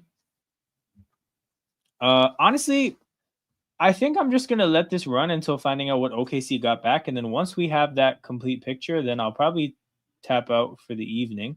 I'll be back tomorrow, and yeah, we'll be watching the draft and looking at the picks. But also, we're just probably going to be talking about general NBA stuff as a whole. So, also tune in for that. It'll be a good time. Nets will take Fleming with one of their picks. Yeah, man, Jazz, that's the last thing to care about for the night.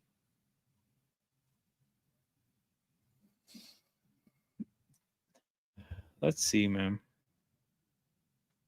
I'm going to check the Kings subreddit.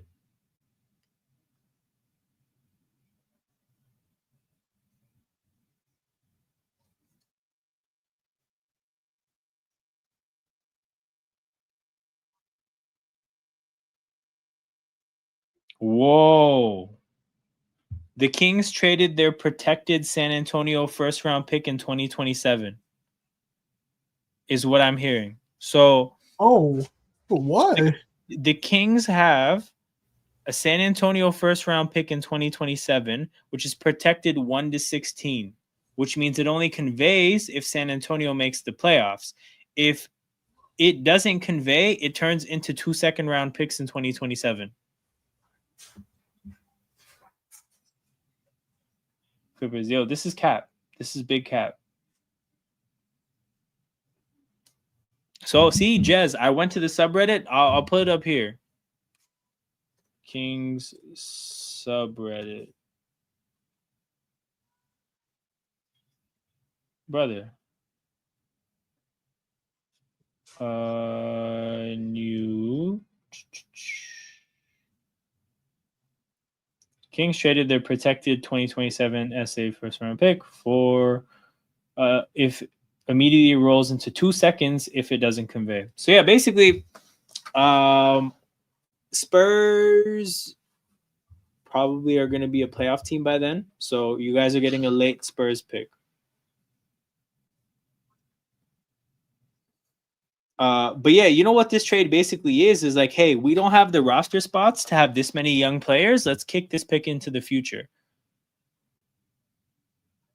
And there's a pretty good chance that the Spurs pick will be in this range. But then again, bro, Jez, this is all based on Carmichael Dave's information. And frankly, who the fuck is that? So he might be wrong. That might be straight misinformation.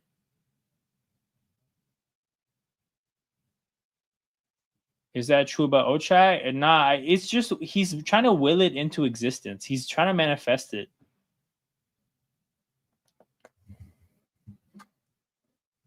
Okay.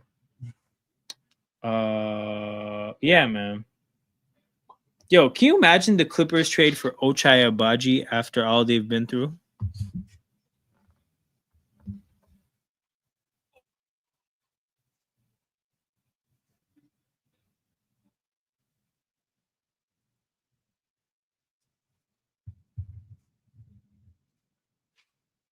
CMB, man. We got YMCMB.